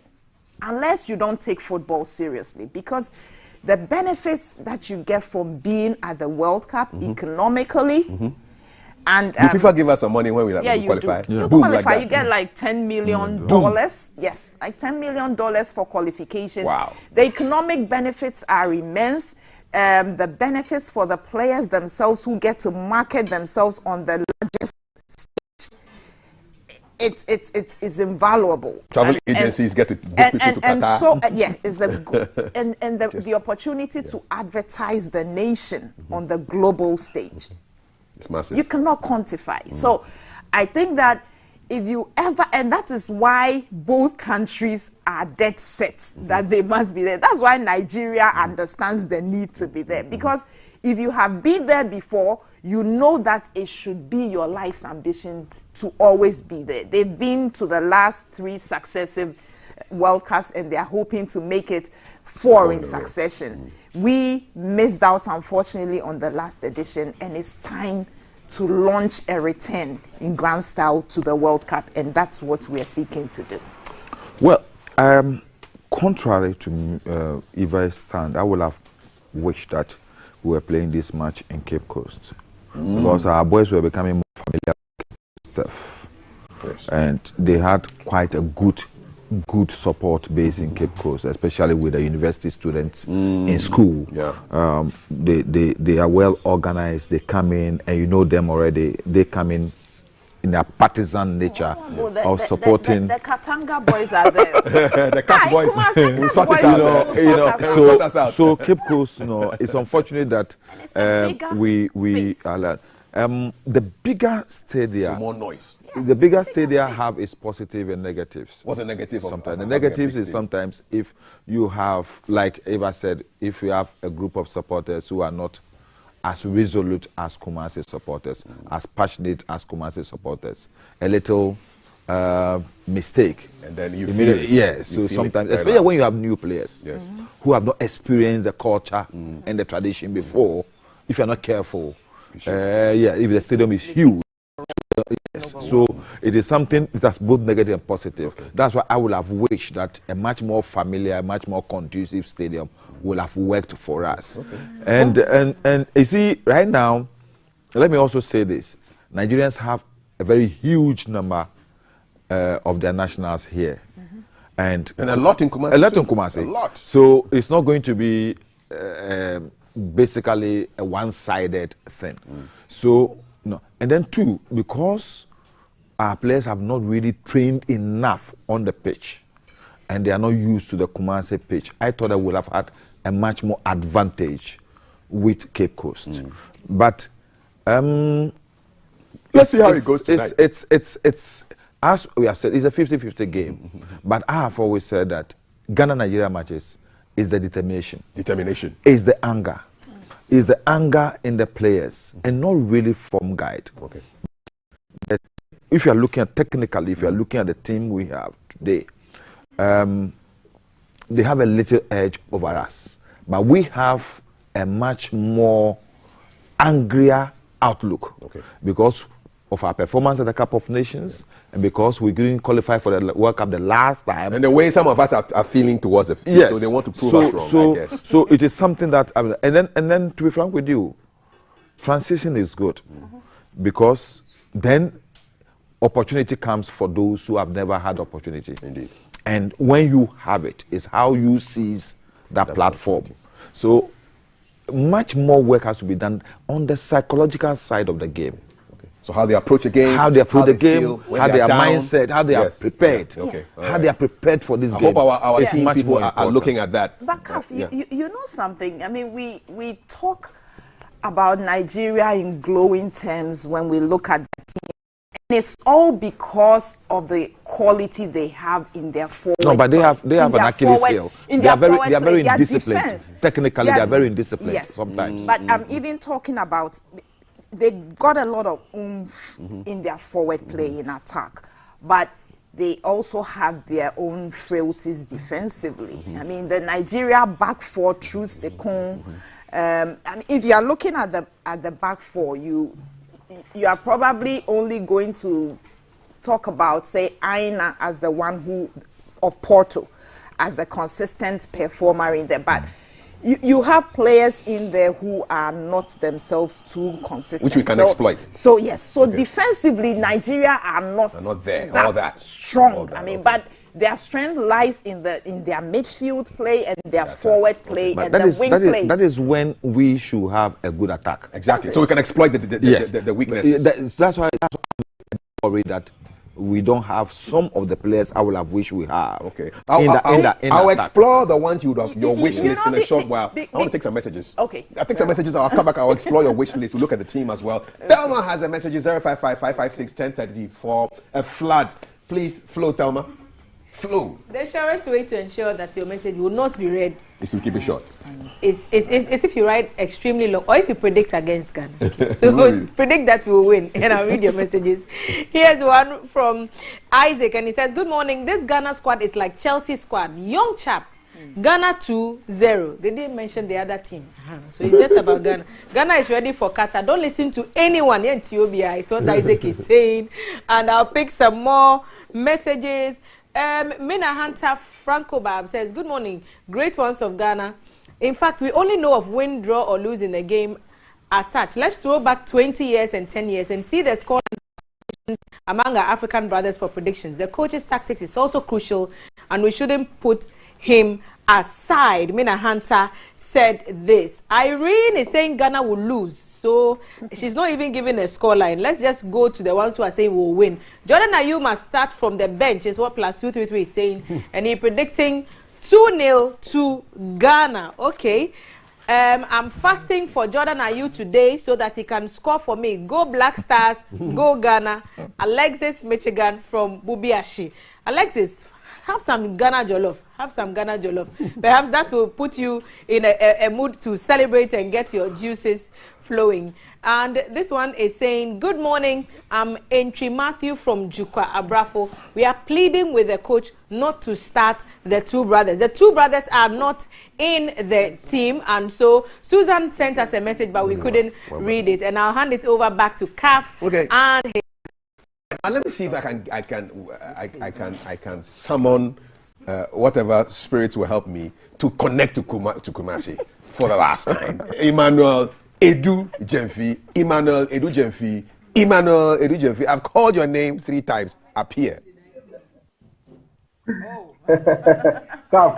I'm grateful for once again reconnecting with you here at the Baba Yara Sports Stadium. All is set right here. If you look behind me, the groundsmen are working on the field of play. You can see some members of the CAF team also making sure everything is well organized before the game starts exactly at 7:30. The fans already are getting excited about the fact that the Baba Yara Sports Stadium once again is hosting the Black Stars of Ghana. It's been quite a while since Ghana played at the Baba Yara Sports Stadium, so the fans really are excited. On the streets of Kumasi, you may not necessarily be seeing a lot of excitement on the faces of Ghanaians. You may not see a lot of Ghanaians wear their national colors. You may not see Ghanaians flags, but among the few people you interact with, they are quite positive that even though the Nigerians on paper looks very, very, very, very strong, on paper, there's no doubt about that. On paper, the Nigerians look very, very strong because you look at the attacking force of the Ghanaian team, Jordan Ayew, Christopher Nchieje, Kwesi Oche, Bright, and all of them. They have scored a total of 5 goals this season. And Victor Osimhen alone for Nigeria has been able to score 11 goals for his side in Napoli in the Italian top flight. So on paper, the Nigerians are amazing. They are very, very strong. But on the field of play between Ghana and Nigeria, anything at all is possible. So that's what exactly Coach Otuado said at his press conference last night here at the Baba Sports Stadium. He said that a lot of Ghanaians really are quite skeptical about the chances of Ghana. But on the field of play, anything at all is possible. Thomas Partey also reiterated that particular point that on paper, it is the Nigerians, but on the grounds, on the field of play, everything is possible. Ghana can win, and Ghana can go ahead to qualify for the World Cup. Emmanuel, thank you so much. And of course, there's a huge wall-to-wall coverage on GTV Sports Plus, starting from 2 p.m., building up to 7 p.m., the various games that are going to be shown today. We're looking forward to all the games, and we look forward to linking up with you again when the game kicks off and when it ends. So thanks a lot, Emmanuel Edu Jemfi. We got him 3rd time of asking. Thanks a lot from Baba Yara. And back to our studio right here where I have Eva Ochiri and Nilante Vanderpoy looking at the game with their technical eyes and their sports journalist eyes. Let's talk about wish lists. The team is not out yet. Mm-hmm. What would you wish to see in this team? Eva. Could the question be a little clearer? What's your desired team? The players that I would want to see in the team. What's your starting 11? Give me your starting 11. Oh yes, that's why you're here. Give us your preferred starting 11. You know who the 27 or 25 are. My preferred starting 11. Exactly. And while Honorable is thinking about his team. Yes, Eva's picks. That's putting me on the spot. Yes, that's why we have the yellow card. But you see, it's not something I encourage, in the sense that our expectations are different from what the coach is looking at. When we're playing fantasy football. Yeah. Oh no, I don't play fantasy football. No, we are. Don't run away from what is your expectation. Who do you expect to be in goal? Who do you expect to be your back four? Who do you expect to be your midfield? Who do you expect to be your attack? That's it. If it were Manchester United, I could give you. Oh no, you are running away. If it's the Black Stars, we are virtually a new team. Yes. You understand? So you're looking at. That's why you have you here as an analyst. Yeah. So you're looking at for goalkeepers. I know that the choice is between Wallacott and I know a lot of people don't want to hear from Richard Ofori seems to be in some good form. But I would prefer him to Olakot. So it's between Ofori, especially in Kumasi. Yes, it's between in Kumasi, Ofori. He's more at home. He knows the turf. He knows the stadium. Is he a Kumasi guy? Yes. Oh, okay. Yeah. All right. Okay. So yeah, that's between Olakot and Ofori in post for us. Okay. And the Yadom will always. And the Yadom had a terrible AFCON, but I think he will still start for us. And then you have, I wish Dennis Corsa would play. You would definitely have Daniel Lamate in the middle for you, and Alexander Jiku in there. Okay. Kudus and Pate. No, Pate, I'm sure, will be playing the number 8 position. Okay. And then you have Kudus in there. On the flanks, you definitely need Daniel Trey, and I hope that he would be able to shake off whatever injury. I hope it's you see, I would have wished that we could have somebody playing as the first stopper position in Pate's, because of Pate's drive, and push Pate a little bit more forward, because also of his physique. You understand? One of the things which we are lacking today in our teams that we don't have somebody who shoots from behind. Okay. Who shoots from the middle part or the third area of the opponent. In our previous teams, who played that? Yes, so that's what I'm saying. Pate should go a little bit more forward. Okay. Who did that in our previous team? Say in 2010, who was that? We used to have Wakasu, Sulemuntari, Kodwa Samoa, all those Ajman Okay. You know, they have the ability. We had a lot of depth in the middle back in the day, and that is, I mean, I'm just hoping with Kudus sporting an injury, I'm not sure whether he would, but I mean, put your best foot forward. Yeah. So assuming we have somebody else could play partner Pate in the middle, and let Kudus play in front of the two. Okay. In front of the two, and they just as so you have Idris Baba in there. He could partner with Pate. Where are goals coming from? I wish be wish. coming from, but you have Jordan Ayew. You have yes, you have Jordan Ayew. He's the best we have now. He's your best shot. You have Jordan Ayew, but if now you're looking it's clearly between Felix Afina, Jan, and Jordan. Isn't that too much pressure on a young guy who's coming in for the first time? That's a concern that Afina. And Afina also plays better from the wing. But then we'll have Kamal Dean possibly on the wing. I would have wished to have that young boy Owusu. Where is he? Wasn't called. The one who came as a substitute in the last match. You know. He wasn't called. Yes. We missed the and in the middle, we've okay. also lost Ado. Okay. Unfortunately, to injury. So. Will the Nigerians be licking their lips because we don't have Dede in the team? Oh, definitely. Sure. They will, Sure. Yeah. Dede's presence. And we'll also be licking a little because they don't have Ndidi. So one. Yes, but I also spoke about the Nigerian defense. Who do you have there? You have Troost Ekong. These are players who haven't really had much play time. You have Troost Ekong, Watford, Emeru, Legans.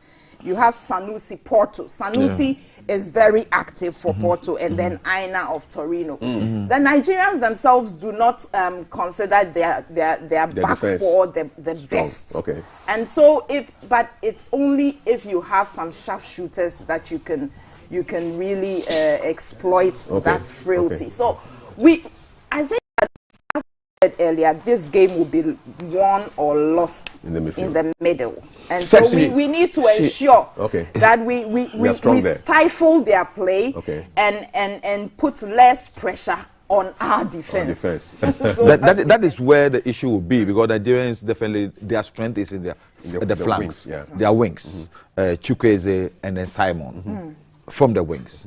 And with Osimhen coming up, he's a bully. Yeah. It's really strong. It's really strong. And so that is what we must be able to do. Okay. If we can have somebody who always stifle them of the services from the middle, because their service always come from the middle to the wing. Okay. They don't play from the back to the wing. They play from the middle to the wing. And that is what we have to do. Tunisia stopped the wing play of the Nigerians. And that teaches us that the Nigerians can be one-dimensional. I don't know how they have adapted since the Nations Cup, but we saw Tunisia stop Nigeria from playing their usual wing game and playing wide. Yeah, but that was a Tunisian team that is tactically disciplined, and has been consistent for years. Yes. They've been together for years. So and the field of play, the Tunisians themselves know what they have to do. So when you have a new team, it's completely different. It's completely different. Yes. And we have 30 seconds, so I'm going to put you on the spot for the last well, time. I think that you should credit our boys with a little bit more than that. I mean, they might be new. I'm not. But you think they're hungry? Yes, I think that you still have quite a number of them who have played in the qualifiers and all of that still around. So give me a prediction. It's a win for Ghana. I don't want to go for any score. I would love to have a 2-0 victory for the Black Stars in Kumasi today. Nice. Yes. Honorable Lina Teva, yeah, that's 2-0. 2-0. Yeah. I'm going for 3. 3-0. You are being too ambitious. 3-0. 2-0 is good. 2-0 is good. We will speak, God willing, on Monday to see what happened when the game ends today. Why? Have we gone to your? We will be eating Ghana, Niger. I just said Ghana Jollof. Ghana Jollof. We'll be eating Ghana Jollof. It's here. Ghana Jollof. I am digging into my Ghana Jollof. Thank you very much, Eva. Let's show them how we do it. I love it. You can only get this dream from Manchester United. Years of suffering and sufferation has made us very, very aggressive for the Black Stars team. We're all Man U fans here, so we're just having a good time here. Thank you so much, Eva Archery, Honorable Nilante Van der Poy. My name is Kafwede. Love from Thelma and Valerie and Martiti and Jay and Alan. We'll leave you with Jamma from the Tower Dance Ensemble.